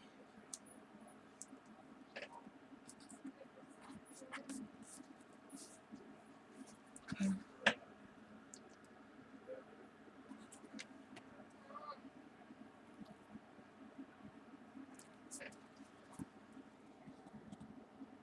Okay. You're going to do the same with the front one. Go ahead and wrap it.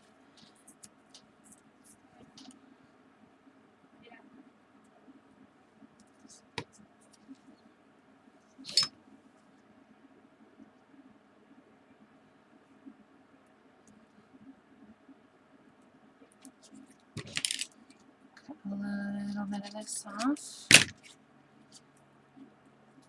Wrap it around. Oh, you guys can't see. Let me zoom out. Hold on. It's auto-focused on a zoom in, so. Sorry if it got blurry or all kinds of wonky. I'm folding up that bottom flap and punch my holes.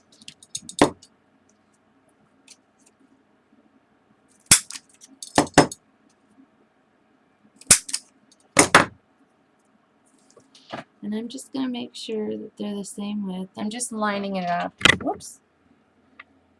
I'm just double checking. Just really double checking.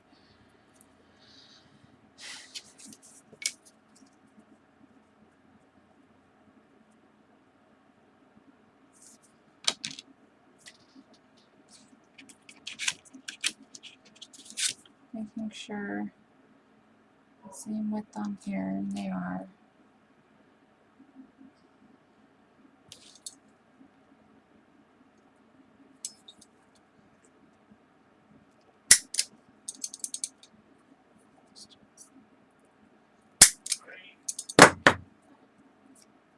Okay. Cut a little bit off on these.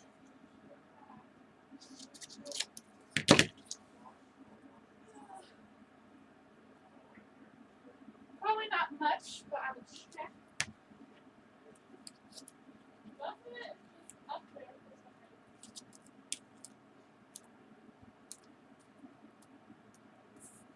reason. Savannah borrowed this, but I don't think it's dirt.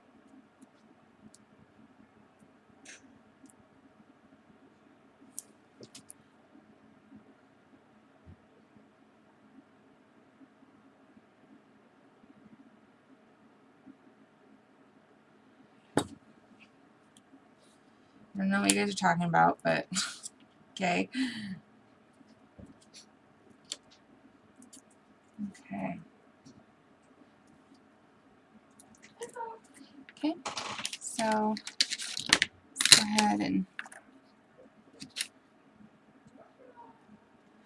put this at 1/8 of an inch on this side, which should give you about 1/8 of an inch from the other side. So hammer in there. Oh my god, I've been looking for these shorts for like 3 weeks. They were in the laundry that day you came over, like in the washer. Oh, the day I came over looking for a shirt? You came over looking for those shorts to take down to Oh. the concert.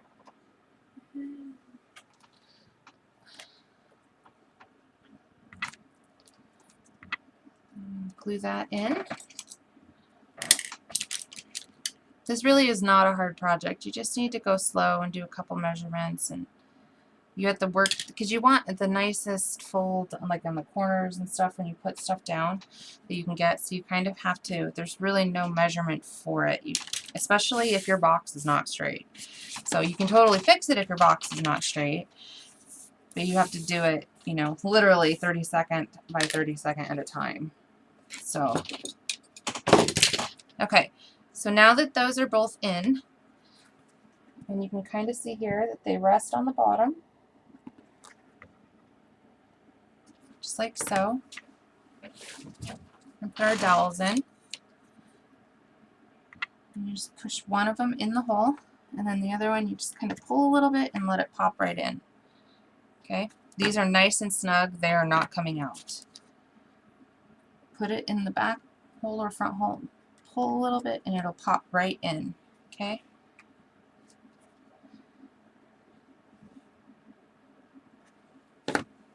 And then we're going to go ahead and put our little tabbies on there.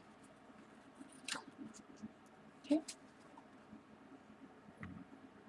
And they don't slide as nicely as the metal ones. You know, you kind of have to work with them a little bit and get your finger in there and push a little bit. But, I mean, over time, they will. And you can make your own with some really inexpensive dowels, the chipboard that we all have, and the 5,000 sheets of paper that we have. Okay? It's really not super hard. Are there any questions on this portion of the build? This is the box and the rails.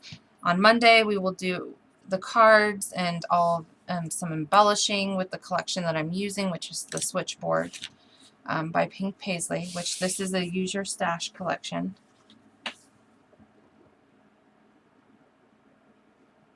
It might help. It might as well. It might help. Oh, Margaret Ann said gilding wax.